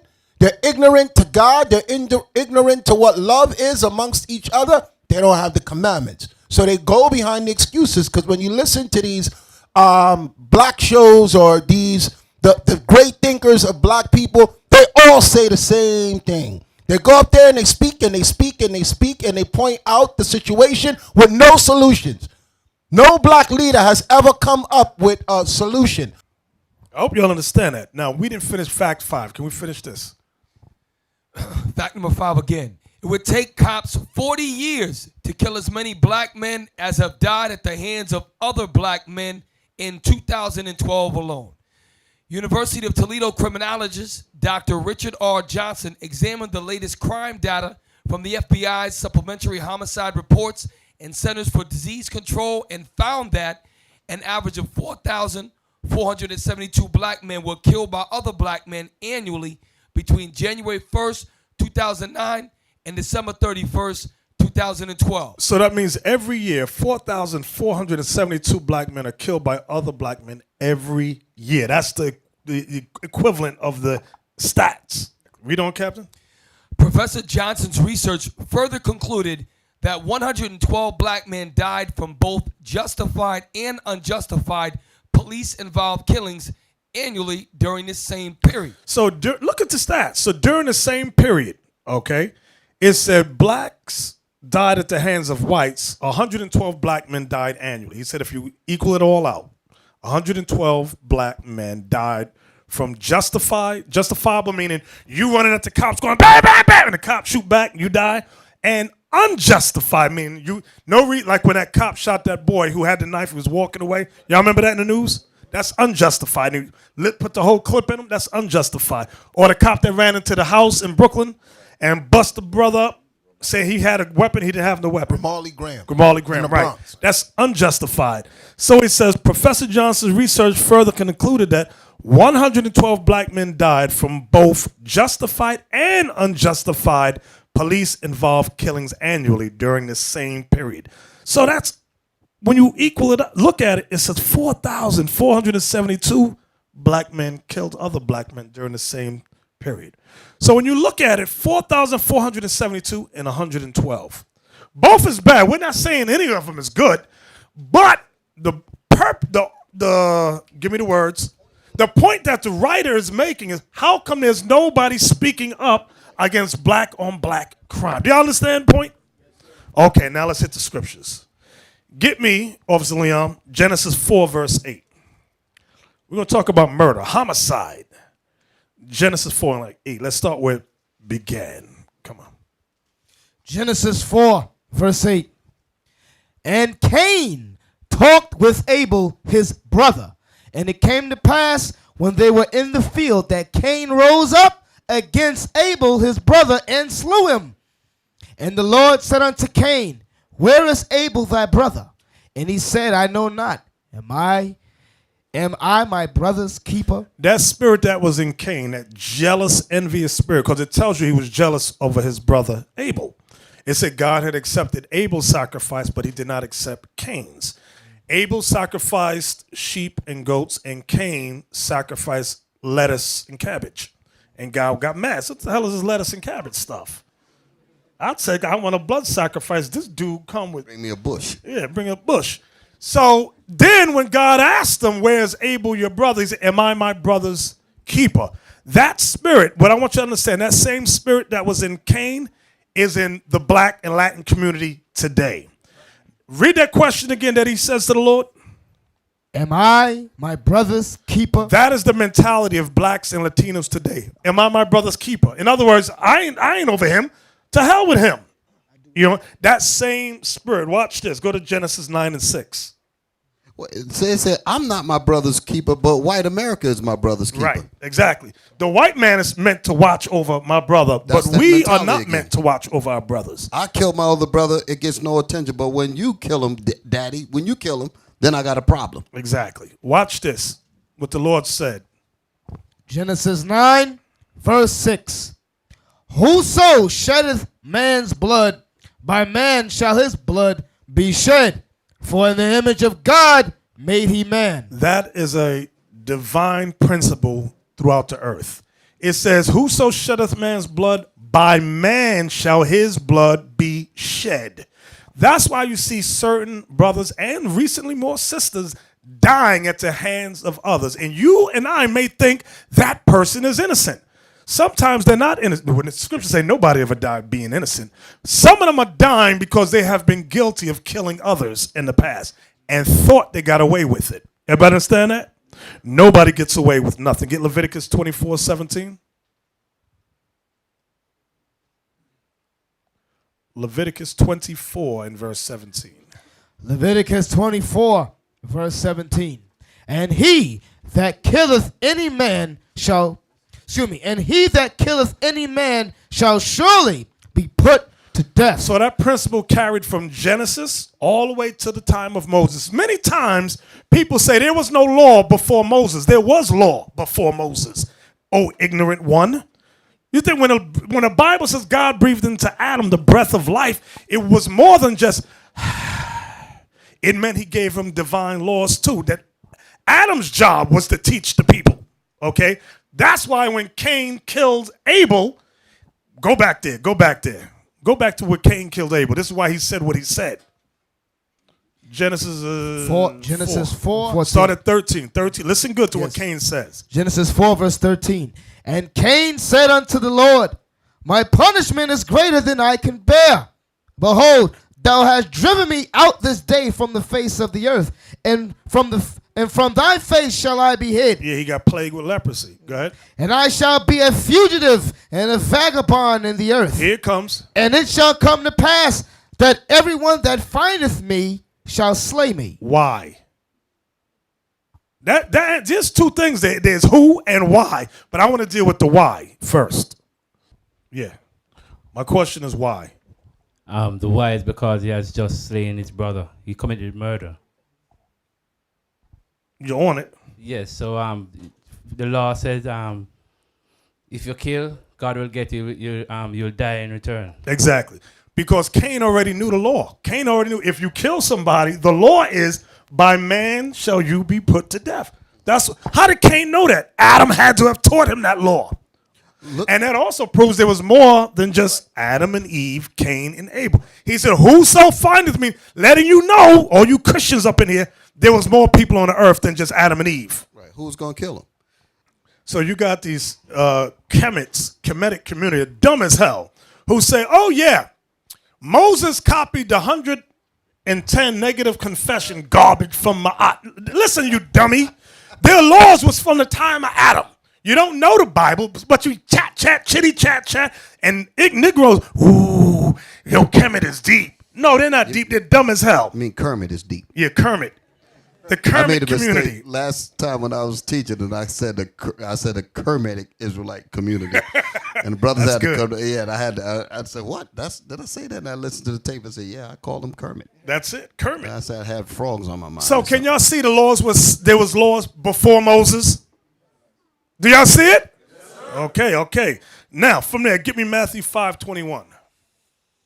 So what we read was law of sacrifice. We read the law of murder. Morality, right. Now, Matthew 5:21, please. Matthew chapter 5, verse 21. Ye have heard that it was said by them of old time, thou shalt not kill. That is in the 10 commandments, meaning thou shalt not murder. Read on. And whosoever shall kill shall be in danger of the judgment. Right, because you're going to get put to death. The judgment is you kill, you get put to death. Go ahead. But I say unto you. All I want is that one verse. Okay. No, read the next one. Let me hear. Verse 22. But I say unto you that whosoever is angry with his brother without a cause. Wait. Where is he based? Where can we guess that he's basing this on? If you're angry with your brother without a cause. Yes. Cain and Abel. It's going right back without a cause. Abel did nothing to Cain. Cain was jealous and envious. Go ahead.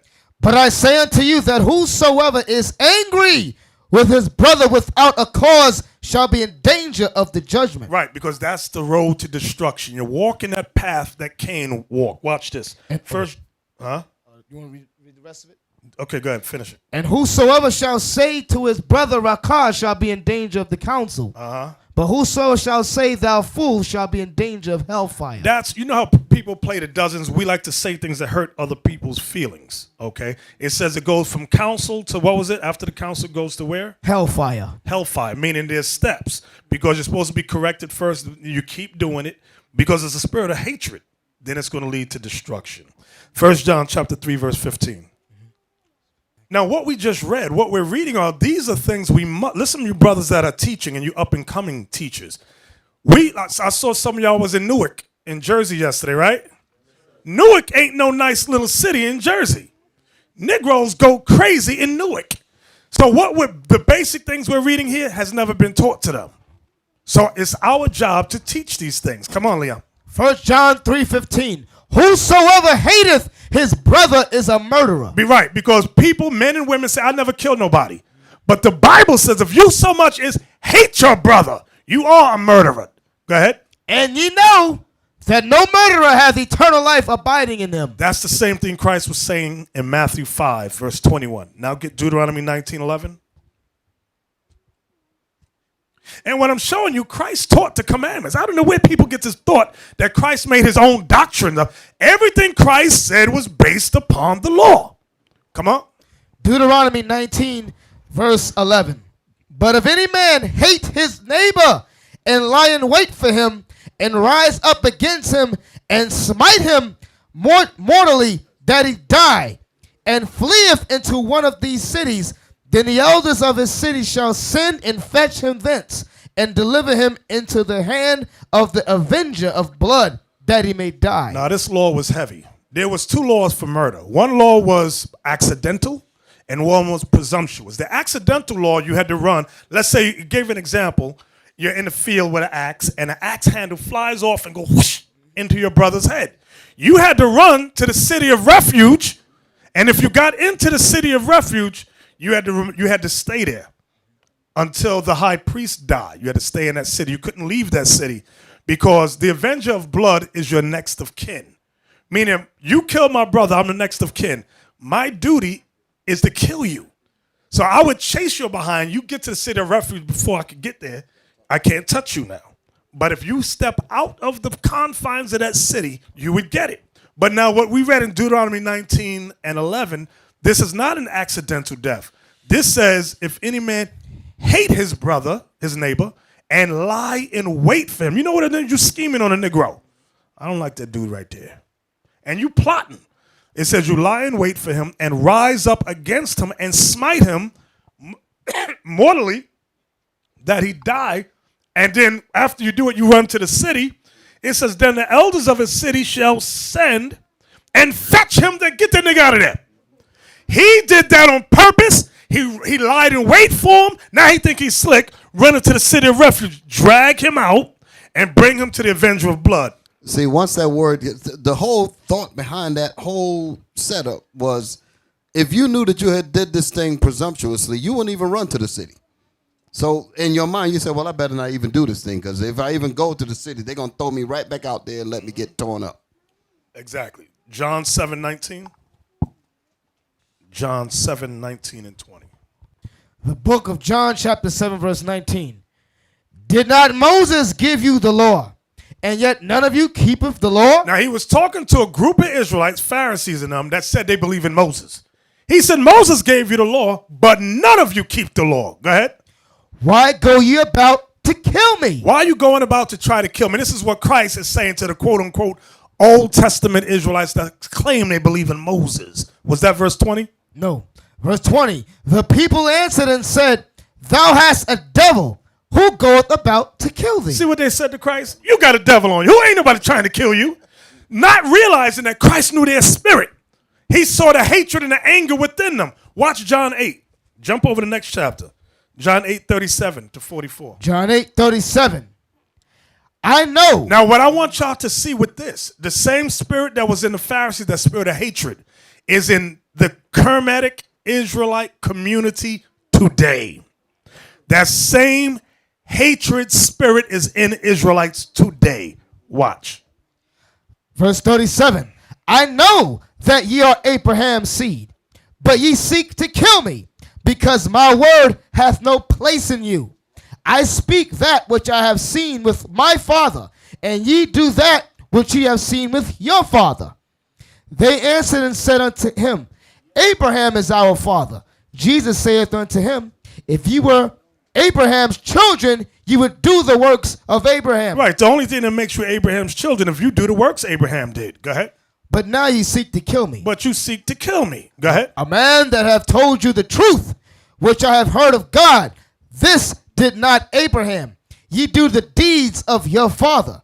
Then said they to him, we be not born of fornication. We have one Father, even God. Jesus saith unto them, if God were your father, you would love me. For I proceeded forth and came from God. Neither came I of myself, but he sent me. Why do you not understand my speech? Even because you cannot hear my word. Ye are of your father, the devil. Uh-oh. And the lust. Ye are of your father, the devil. Watch what he says. And the lust of your father ye will do.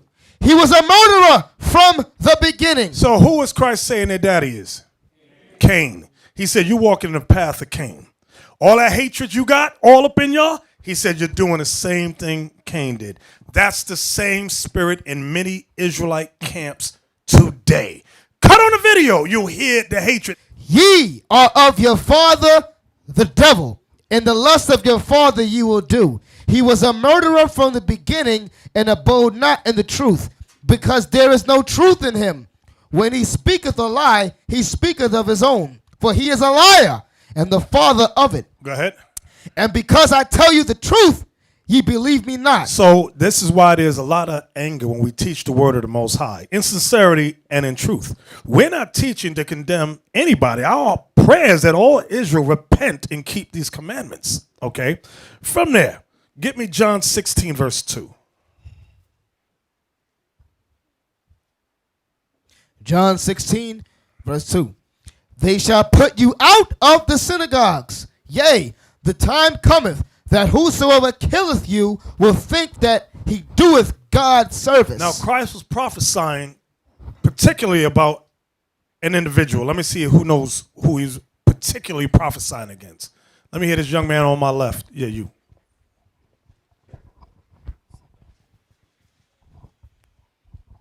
Shalom. Shalom. Stephen?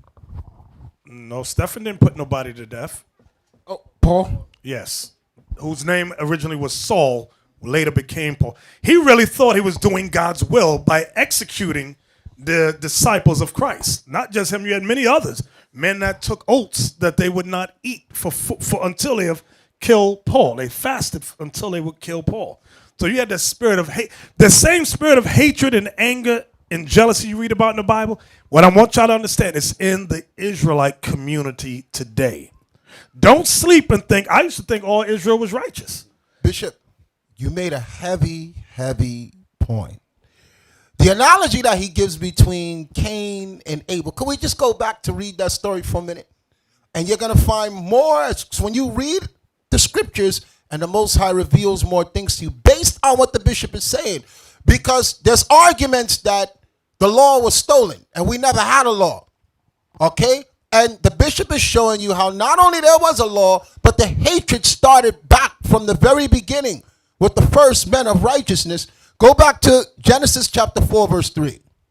Genesis 4, verse 3. And in process of time it came to pass that Cain brought of the fruit of the ground an offering unto the Lord. So laws were being kept where offering had to be brought. Someone told them that they had to keep a law. Read on. And Abel, he also brought of the firstlings of his flock. The what? The firstlings of his flock. Guess where that's written? Where's that written? To bring the firstling of your flock. In the law of Moses. Did not the book of Malachi, the Most High got on the priests because they were not bringing the firstlings of the... So where did they get this from? Because there was a law. There was already a law in place from the time of Adam and Eve. Why would he know to bring the firstling of the flock? Read on. And the Lord had respect. No, I'm sorry. Go back to 4. And Abel, he also brought of the firstlings of his flock and of the fat thereof. That's in the law, and the fat thereof, to burn it as an offering. Okay, when you read in the law of Moses and when the Most High was getting on the Levites in the book of Malachi. So there was a law. Read on. And the Lord had respect unto Abel and to his offering. Because he was doing the right thing according to the priesthood. Read on. But unto Cain and to his offering he had not respect. That's how the Most High deals with the camps. He's going to respect the ones keeping the commandments, and he's not going to pay any attention to the ones who are not keeping the commandments. So I'm showing you how this goes all the way back to Adam and Eve. Read on. And Cain was very wroth and his countenance fell. Y'all got to look at why he was mad. Because he didn't want to keep the commandments. He had an air of being a man of God or going through the motions as Israelite that we call ourselves today, even though Israel wasn't a nation back then. But inside of him, there was a war to do what God wanted. The same way you see with men now. Read on. And the Lord said unto Cain, why art thou wroth? Why are you mad? Why are you mad, Cain? And the reason why he's mad is because exactly what the bishop said. Read on. And why is thy countenance fallen? His face was fixed like, damn, why I got to do this? Which is exactly how you see, because people always say, which camp should I follow? You follow whoever's keeping the law, not who sound good. Read on. If thou doest well, shalt thou not be accepted? The same thing with us. That's why we went on slave ships in captivity, because we did not set the blueprint that the Most High gave to us from Adam and Eve to do good, so we'll be accepted by the Most High. Read on. And if thou doest not well, sin lieth at the door. We're going to continue in sin. Now watch this. Read on. And unto thee shall be his desire. That's what you're going to have on your mind all the time. All you're going to be thinking about is sin, sin, sin, sin. That's why there's so many discrepancies among the Israelite camps. You got some doing well, and some want to teach with their head covered. Some don't want to wear fringes. Some want to barbecue on the Sabbath. Some want to promote that you can sleep with prostitutes. Some want to tell you can deal with white women. It's the same thing going on with Adam and Eve during Cain and Abel. Read on. And unto thee shall be his desire, and thou shalt rule over him. So some of these leaders, their desire is to walk in sin. Read on. And Cain talked with Abel, his brother. And it came to pass, when they were in the field, that Cain rose up against Abel, his brother, and slew him. So that proves what the bishop said is correct. He didn't come out and say, I want to kill you. It's in dialogue. As he watched this just man being how he was supposed to be according to the commandments, he said, I can't take it no more, and killed him. Did that not happen to Christ? You had the Pharisees, the Sadducees, the scribes, and the lawyers with the law. Then Christ stepped on the scene, and then they decide, look, we got to kill this nigga. He's talking, and everybody's believing on him. So the bishop made a good analogy to show you that the mindset of the people today have not changed since Cain and Abel. You have men that are speaking, that are watching, just men that hate them. And when the opportunity arises, they will kill them. Just listen to their speech. I hope y'all understand that. It's a heavy point. So now, go to Proverbs chapter 1. Heavy point. So what we read earlier in the news article about black on black violence, a lot of times people like to say the Bible is irrelevant for today, like what Deacon Asaph just went over. They say, oh, well, that was back then. That has nothing to do with us today.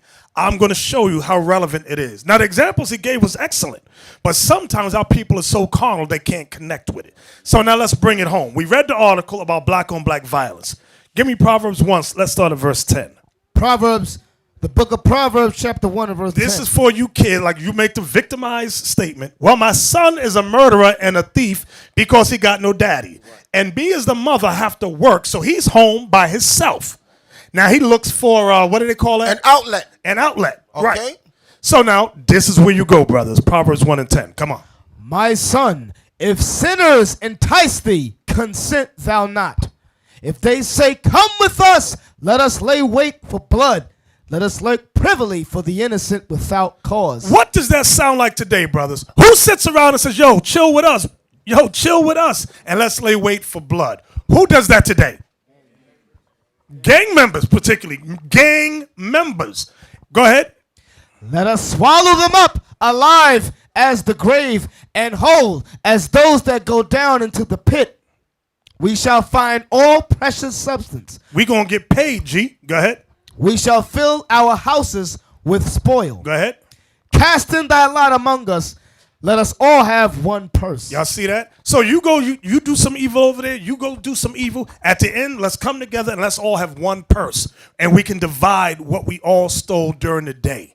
What we're reading here is gang initiation. That's verse 10. That's right. My son, if sinners entice thee. That's right. You men got to understand it and see what we're reading here. The Bible is very relevant. You're not going to read this in the hieroglyphs of Egypt. Or the negative confessions. Or the negative confessions of Ma'at. Of Ma'at. Bishop, here it is in the law of Moses. Go to Exodus 22, verse 2. Oh, 23 and 2?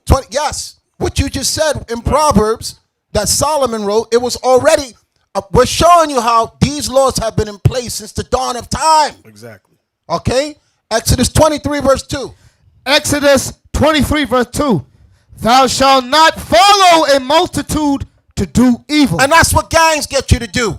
They initiate you in the gang, and then they tell you, go kill for us, go rob for us. If anything happened to you, we got your back. Exactly. Read on.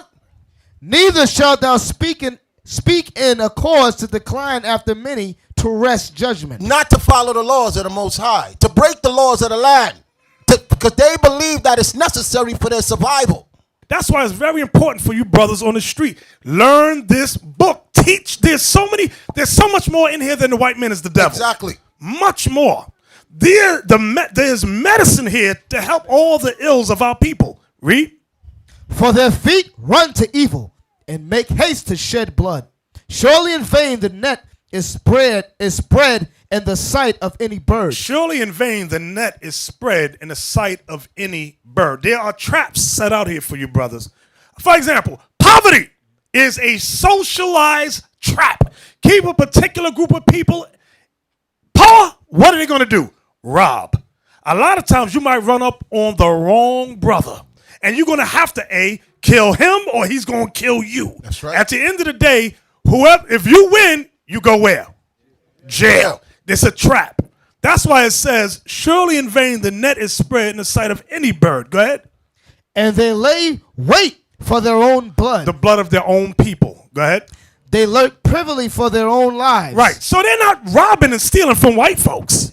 Them that are no, they look for the black man, the black woman. That's who they hunt. That's right. We hunt ourselves. And then we make excuses for when we rob each other, when we kill each other. Exactly. We don't allow. It's okay. Put it in the. You know don't even talk about it, Bishop. Where it says not to follow a multitude to do evil, and what did it say in Proverbs? My son, if sinners entice thee, consent thou not. Say that again. My son, if sinners entice thee, consent thou not. Now, some of you don't know about this. I'm talking to the older generation. Remember when your mama, when she was in the house, so your father would tell you, I want you in the house before the street lights come on. Mm-hmm. I want you to come straight home after school.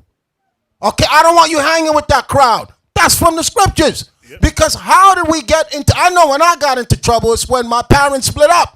Okay, there was nobody to watch me no more. So I took to the streets. It wasn't because of the statistics and the environment around me. If I would have just followed what the scripture said, I would have been fine. Because all the kids who their parents did not let them run the streets, they went on, they got degrees, they became successful with business, and they didn't get in no problem, no criminal record. But the scriptures is explaining you the healing, the way that you heal your people. You keep them away from sinners.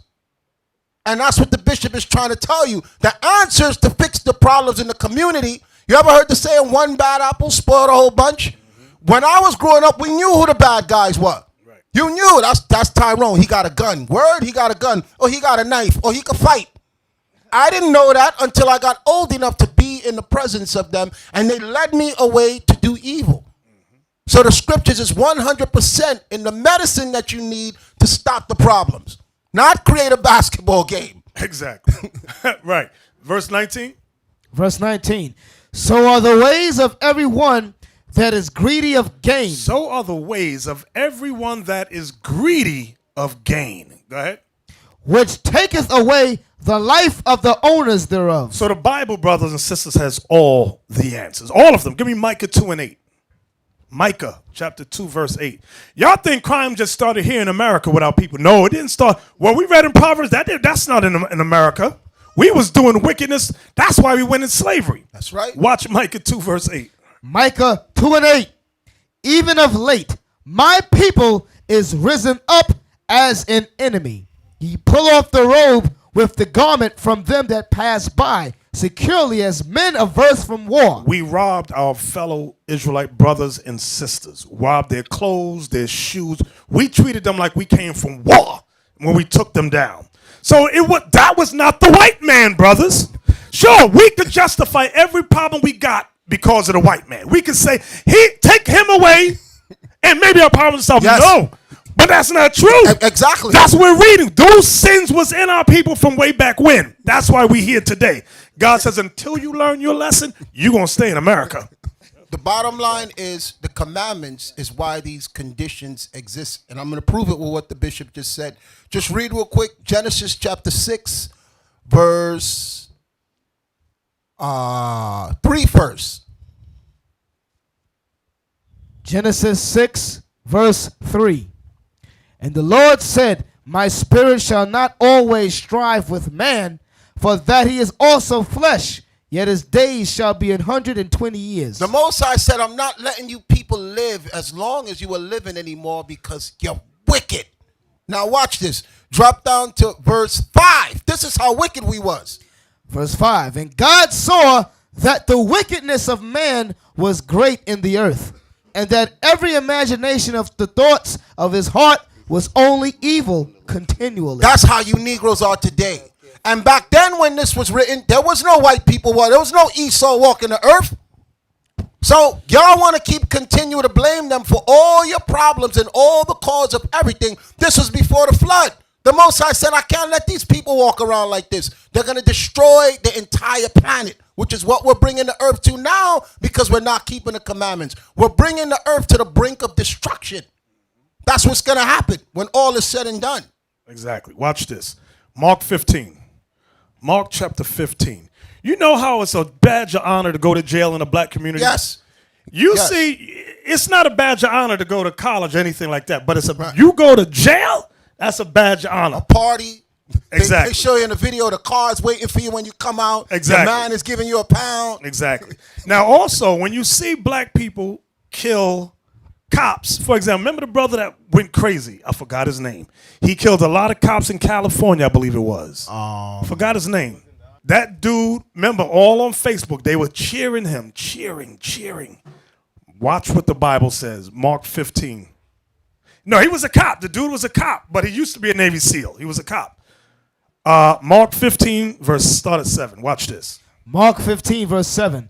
And there was one named Barabbas, which lay bound with them that had made insurrection with them, who had committed murder in the insurrection. So this is a murderer standing before Pontius Pilate. He's asking the Israelites, who do you want me to set free? This innocent man Christ or this murderer? This guy was a known murderer. Let's see what black people said. Go ahead. And the multitude crying aloud began to desire him to do as he had ever done unto them. But Pilate answered them, saying, will ye that I release unto you the King of the Jews? For he knew that the chief priests had delivered him for envy. But the chief priests moved the people that he should rather release Barabbas unto them. And Pilate answered and said again unto them, what will ye then that I shall do unto him whom he called the King of the Jews? And they cried out again, crucify him. Then Pilate said unto them, why? What evil hath he done?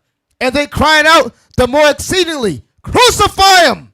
And so Pilate, willing to content the people, released Barabbas unto them and delivered Jesus when he had scourged him to be crucified. So y'all see the mindset of black people? We'd rather release a murderer than the son of the living God.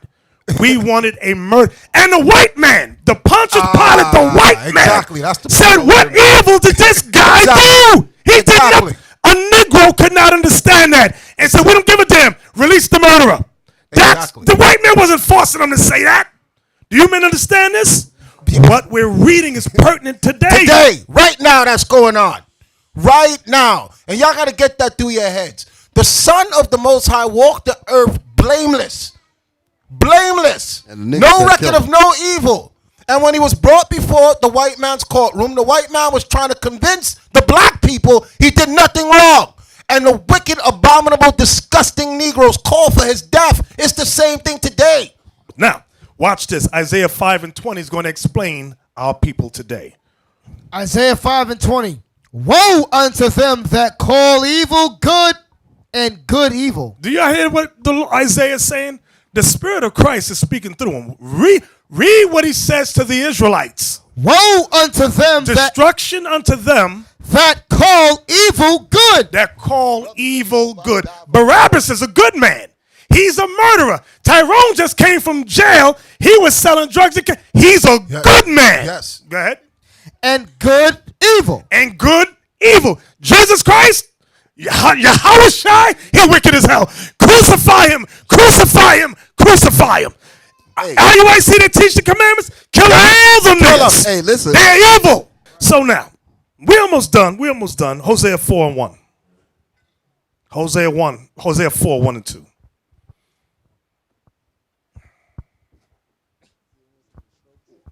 Because he got a Bible in dirty fringes. He's a man of God. The Pharisees had scriptures and borders of blue and fringes. That's right. Them dudes was the devil. Go ahead, come on. Hosea 4:1. Watch this. Hear the word of the Lord, ye children of Israel. Uh-oh, he's talking to us. For the Lord hath a controversy with the inhabitants of the land. He got a problem with us. What's the problem, Lord? Come on. Because there is no truth. There's no truth amongst blacks and Latinos. Nor mercy. There's no mercy amongst blacks and Latinos, the Israelites. Nor knowledge of God in the land. And there's no knowledge of God in the land. Come on. By swearing. We are swearing people. And lying. We are a lying group of people. And killing. And we are murderers. And stealing. And we thieve and steal from one another. And committing adultery. I ain't got to speak on that. You know, that's how we do. They break out. What is that song? What your man got to do with me? Somebody did a song like that. Yes. And you're down with OPP? Yes. All that stuff. All the songs promoting adultery come from black people. Exactly. Oh, and that's what we're reading about. You don't see white people doing songs calling their women, bitches and hoes. You don't find that. Right. You don't see Chinese people doing. You don't see Arabs doing it. You only see blacks and Latinos doing it. That's it. That's all you see. We're the only group that does that. They go, we want respect. Nobody don't respect us. And they call it entertainment afterwards. Exactly. Read verse 2 again. By swearing and lying and killing and stealing and committing adultery, they break out and blood toucheth blood. Right, we kill each other. Now, what we're reading in the Bible, what I want all y'all to see, this is not a campaign, because people say, oh, you hate your own people. Paul said, have I become your enemy because I tell you the truth? When a white man puts their little articles up, we sit back and go, oh, that's just white stats. The Bible just said it. What we read in those articles, that's why I started there. Let the white man tell you. The white man said one thing. Now we go into the Bible, and God says the same thing. And our people get angry. It's not the white man that we get angry at, so to speak. It's really the laws, the discipline of God. That's what we as a people hate and despise. So what we're reading, if you got a problem, your problem is with the word of God. You got to look beyond the white man, his little laws. Look at what God says. What does the Most High God say? That's right. I'm going to read about what you just said. Can I read this? Yeah, or you go into something? Go to where we was at, 1 John chapter 3, read verse 12. But before you read that, I'm going to ask the question, why is it that a lot of these camps hate IUIC?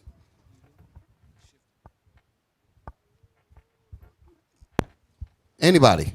Just give whoever a microphone. Why? Shalom. Because we keep the laws. Exactly. Because have we went after anybody? Have we even spoken evil of anyone? Have we ever attacked anybody? Have we ever put anybody's business? We haven't done anything to any of them. So why is it that they have so much hatred towards us? We're going to read about it. Read. 1 John 3 verse 12. Not as Cain, who was of that wicked one, and slew his brother, and wherefore slew he him? Because his own works were evil. That's the answer. Because they all got sin in them. They got evil and wickedness in them. And he hated his brother. His brother didn't do anything to him. I'm speaking about Cain and Abel. What did Abel do against Cain? Nothing. So why in the world would Cain want to kill him? Because out of envy? Because Abel was about keeping the laws of the Most High. And it reflected upon his wicked brother Cain. That's what it is. The contrast, it reflected on the wickedness that his brother was doing. Exactly.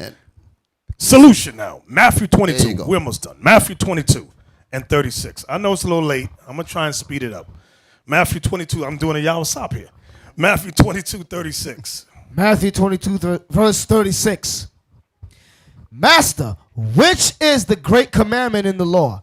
Jesus said unto him, Thou shalt love the Lord thy God with all thy heart, and with all thy soul, and with all thy mind. Here it comes. This is the first and great commandment. Now verse 39 is the point. And the second is like unto it. Thou shalt love thy neighbor as thyself. Notice what Christ said, because everybody says they keep that first great commandment. Love the Lord your God with all your heart, mind, and soul. Christ comes back and says, well, the second greatest commandment is just like the first one. Read. Thou shalt love thy neighbor as thyself. You can't say you're obeying the first great one, but you're disobeying the second great one. You men understand that? Because the second is just like the first. Love your neighbor as you love yourself. What verse was that?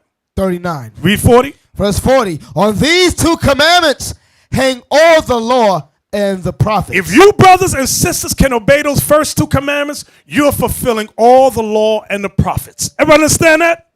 Now, where did Christ get that from? Love your neighbor as yourself, because that is not in the 10 commandments. I'm going to say it again. Where did Christ get that from? Because that is not in the 10 commandments. I know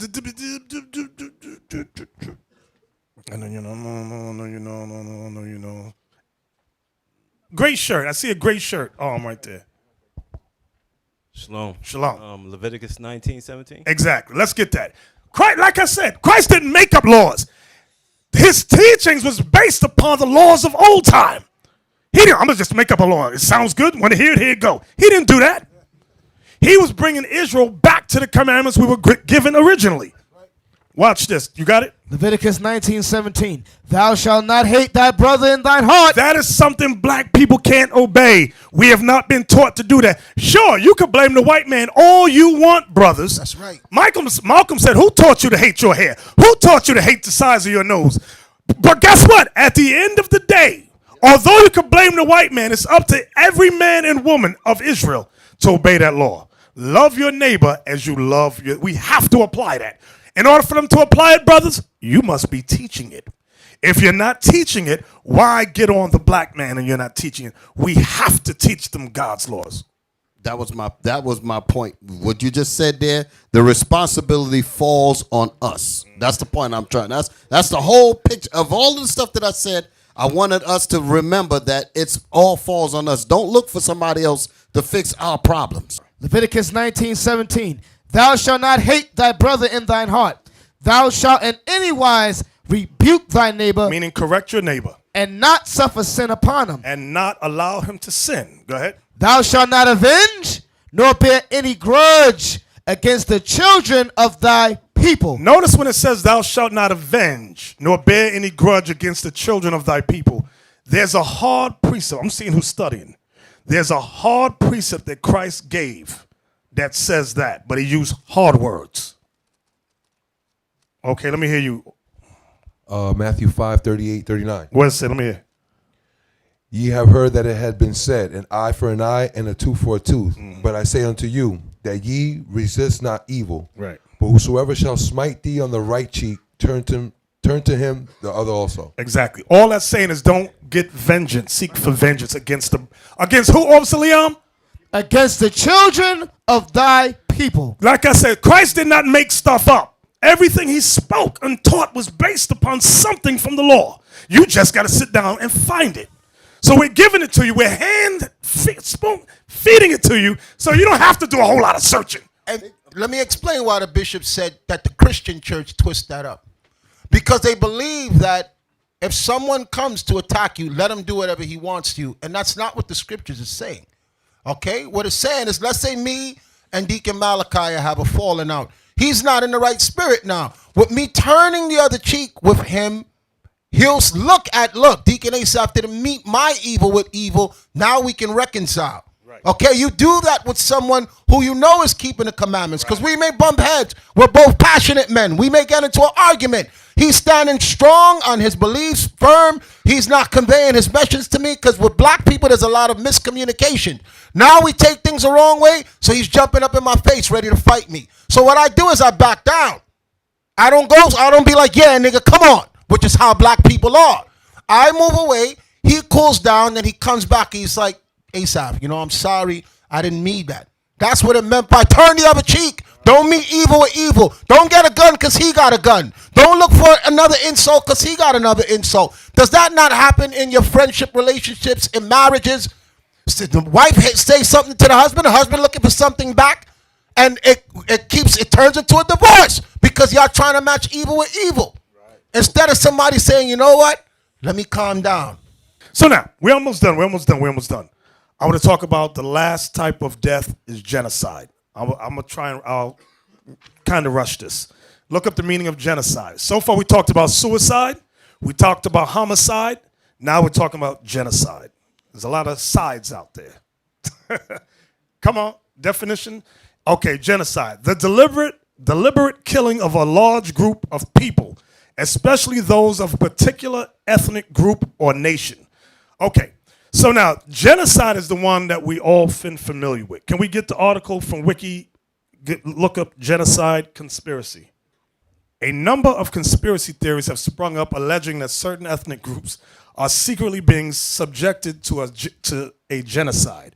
One belief is that a race war has already started but is being carried out by a covert means, often through government programs hiding some secret agenda. These ideas are the product of gigantic persecution complex, and the ones that gain the most media coverage are neo-fascist. Now, I'm not dealing with any conspiracy. I want to go down with actual things that have occurred. Okay, I'll start at black genocide. Black genocide. Conspiracy theorizing in the African American community usually takes the form of a hypothesized. Is I pronounced that right? Hypothesize? Is that a hypothesize? Okay, hypothesize. Y'all know I'm ignorant. Black genocide in which whites and sometimes Jews as well are covertly killing off the black population en masse. This often takes the form of tainted food or medical supplies intended to spread disease or induce sterility among the black population, a la Tuskegee syphilis experiment. I wanted to start there because that was a real experiment. That was not a conspiracy theory. That was real. Now, real conspiracies. While historical oppression of blacks has been at the heart of these conspiracy theories, two incidents of real conspiracies in particular in the United States seem to drive many of them. The first is the aforementioned Tuskegee experiment, in which hundreds of black men were unwittingly recruited into a secretive study of syphilis in return for free health care and food. They were already infected with syphilis, but not told this, while being assured that the treatment would cure or prevent a made-up ailment the examiners diagnosed them with. Meanwhile, when penicillin, an actual proven cure for syphilis, came along, they were not given it. Nearly all of the men went on to die from the disease, but not before infecting others, including their spouses and children. The second was the discovery of COINTELPRO, an FBI program that infiltrated civil rights groups such as the NAACP, among others. So, with that, I want to deal with genocide there. We talked about COINTELPRO. We're going to come back to that. Go up. Notice it says, I saw AIDS somewhere. Okay, AIDS conspiracy theories and denialism. AIDS denialism and related conspiracies are probably one of the most popular components of the black genocide theory. The disproportionate effect that AIDS has had on the black population has led to conspiracy theories that the disease was introduced by the CIA, CDC, or some other infamous organization in an attempt to kill off blacks. This conspiracy theory had severe effects in Africa. There it often cross-pollinates with big pharma-related conspiracy theories, pharmaceutical. The most infamous case of this was South Africa's Thabo Ezekiel, how do you say that? Mbeki's denial of the HIV/AIDS connection, which led to over 300,000 preventable deaths. 300,000 preventable deaths. They didn't have to die. They could have prevented it. Now, I remember growing up, they said the black woman was having sex with monkeys. Yes, Remember that? yes. The white folks were saying that. Yes. And then when that disease started hitting the gay white man population, then they started looking for cures and all of that stuff. Right. So now the next one says sterility. A few years ago, I think it was maybe 2 years, we went over sterility that occurred in North Carolina. Yes. Remember, they were making the black women sterile, Yes. so that they couldn't have no kids. So this is not a theory; these are actual things. Inducing sterility in black men is another common theme. One of the more well-known incidents of this idea gaining popular traction was the tropical fantasy You know what? scare. I was going to mention that before this popped up because I remember that. That was Talk that about drink. It was around the 80s. I remember when that drink came out. I didn't realize they actually made it to the news, but it actually. I was in New York City when they spreaded this garbage, and they were saying that don't drink it because it make black men sterile. Exactly. And that scared a lot of people. And believe it or not, I never drank a bottle of that. That's the point I want to make. It was a big soda. It was bigger than the average soda. It was only It was 50 cheap, cents. and it was cheap. It was cheap. It was cheap. So someone spread a rumor that that soda was making the black man sterile. The company went out of business. I saw a report of the owners speaking, and they was like there was nothing they could do to stop it because it spread like wildfire. So people stopped buying it. And if people saw you drinking the soda, they'll be like, yo, you ain't going to have no kids. Don't drink that. Y'all remember that? Okay? Now, wait a minute, Digga Days. I'm going to be real quick. That goes to show you because who stopped drinking it? Black people. Black people. And what happened to the company? Went out of business. That shows you how powerful black dollars are. Exactly. Okay. It says rumors and flies were passed out around claiming that the soft drink Tropical Fantasy contained a secret ingredient that would cause sterility in blacks and that the beverage was actually bottled by the Ku Klux Klan. Right, I remember that. Now, the one I was mentioning, they didn't put in here about the black women in North Carolina. Right. How they were sterilizing all of them. Now, the next one here is, and Puerto Rico, right. Now, this is not a theory either. This is real. Abortion as an alleged tool of black genocide is a conspiracy theory generally specific to pro-life activists as well as some black supremacists and black nationalist groups, including the Nation of Islam. This one works backward from the data showing that black women are more likely to have abortions than white women. Therefore, abortion is secretly a eugenics plan to eliminate the black population. No matter if the black population have progressively increased. We increase because God is with us, okay? Now, we saw the white woman, Margaret Sanger, who said that she created eugenics for the abortion to kill off black people. This probably has something to do with the fact that Planned Parenthood founder, Margaret Sanger, endorsed eugenics, as did many American intellectuals at the time. Although she insisted that it be voluntary and not based on race, something omitted by most critics. In any case, the groups as it currently exists certainly no longer endorses these beliefs. Now, anti-Semitism, I want you, now I was going to ignore this one, but I noticed a term in there. Anti-Semitism, that means you're against Semites. They call so-called white Jews Semites. There are about 8 Semitic families. Black and Latinos in America, we are Shemitic. Chinese people are Shemitic. Japanese people are Shemitic. Arabs are Shemitic. They pull this lie because they know people don't know Bible history. Right. That's where we come in to disprove all their myths. But watch what it says. Under anti-Semitism, black supremacists such as Louis Farrakhan of the Nation of Islam and the new Black Panther Party throw anti-Semitic conspiracies into the stew as well. This often involves ripping off ideas from older sects such as the Black Hebrew Israelites, as well as recycling ideas popular among neo-Nazis and show-horning Jews into the historical, whatever. But I want y'all to see this. The line that struck me is that where it says, this often involves ripping off ideas from older sects such as the Black Hebrew Israelites. So what the writer of this article is saying that Louis Farrakhan of the Nation of Islam and the new Black Panther Party gets their information from where, brothers? The Israelites. That's what whoever put this up together realizes. But now, the Bible is not just, it is not a hate campaign. We just hate. There's reasons, justifications, there are laws in place. There are prophecies in place. And this is what the Israelites, we brothers, must bring forth. Exodus 1, 15 and 16. Exodus 1, verse 15. And the king of Egypt spake to the Hebrew midwives, of which the name of the one was Shiphrah, and the name of the other Puah.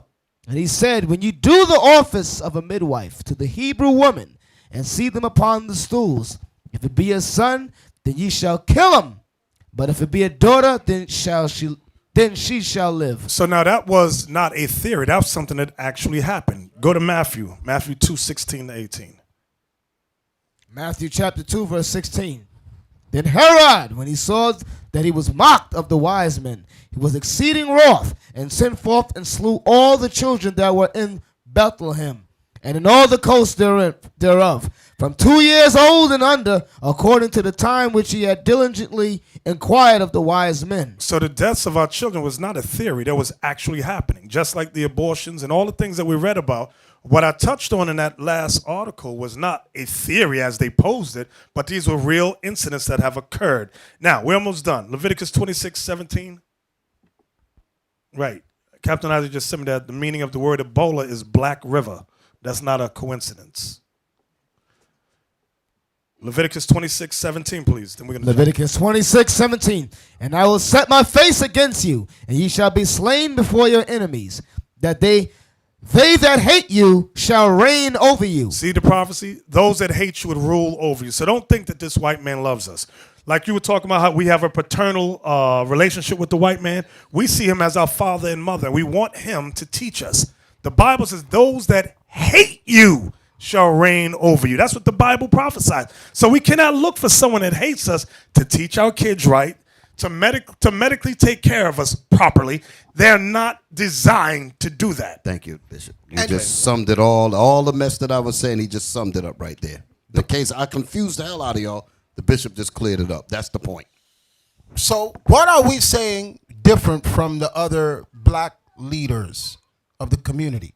What we saying is we don't need the other nation's help. We don't need the white man's help. We have the solutions. We have what it takes to build ours. And a real black leader would say that. You would look at history and look at the dawn of time and say, look, we can do this ourselves. We don't need their help. We don't need the police department. We don't need their money. We have our own money. We've proven, statistics have shown we generate enough income to do everything ourselves. But the reason why we can't pull it together is because we hate the laws, statutes, and commandments of God. Okay? So the white man is in the mix to be our mother and our father, like children fighting. Okay? Because I've seen in movies where they'll say, oh, leave them alone. Let them kill each other. They're savages. They'll kill each other. And we prove that every single week by everything that the bishop brought out. Just pick up a newspaper. Walk down the block. Exactly. Almost done. Habakkuk 3:14. Come on. Habakkuk 3, verse 14. Thou didst strike through with his staves the head of his villages. That's Christ returning, destroying the nations. Watch what it says. They came out as a whirlwind to scatter me. The nations and their armies came out as a whirlwind to scatter Christ when he returns. Go ahead. Their rejoicing was as to devour the poor secretly. Y'all see that? Their desire was to devour the poor secretly. I mean, kill the Israelites secretly. The government is not going to go on TV and say, yes, we give you the worst foods to poison you. Yes, we give you medicines that make you sick. They're not going to say that. They're not. So if you wait for them to say, they're not going to say, you have to go, what does the Bible say? The Bible says they're doing things to us secretly. Okay, Flint over in Flint, Michigan. The water's poisoned. All that. Oh, we made a mistake. There was no mistakes in the poisoning of that water. No mistakes. Because it's been going on for years, and they've known about it. And now they want to blame the leaders. They want to blame the governor. They want to blame the people in position. All they do when something happens is find a fall guy. Right. Okay? And then give him a job someplace else and fire him. And you black people rejoice like they did something for you. Exactly. They did some great thing to fix the condition. Exactly. Almost done. Psalms 50:21. I'm rushing. I just got two more. We finished. Psalms 50, verse 21. These things hast thou done. All the wickedness that Esau does. Go ahead. And I kept silence. God has kept silent for a long time. Go ahead. Thou thoughtest that I was altogether such an one as thyself. That's why they paint God as white, Christ is white, the Israelites white, the angels are so-called right. but they're really red.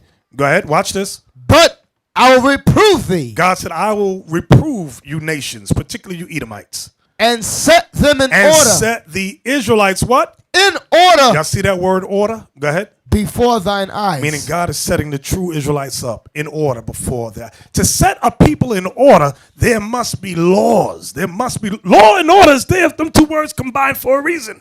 That's what God is about. He said he is not the author of confusion. Okay, you understand that?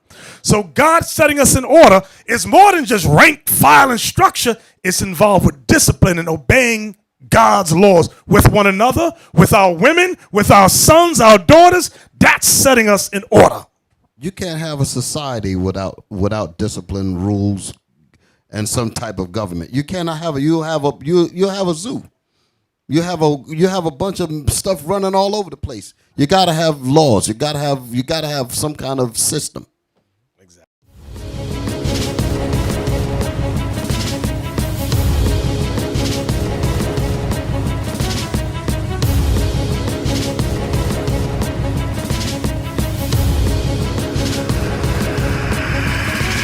Shalom, Israel. I'm Elder Nathaniel of Israel United in Christ.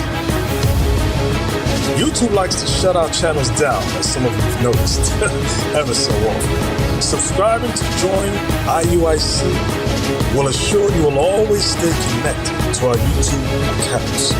We want to do our best to make sure this truth gets out. Please click and join our subscriber YouTube channel called Join IUIC to stay linked to all of our videos. So again, please make sure you subscribe to this Join IUIC channel to get your latest updates from all our YouTube channels. Shalom.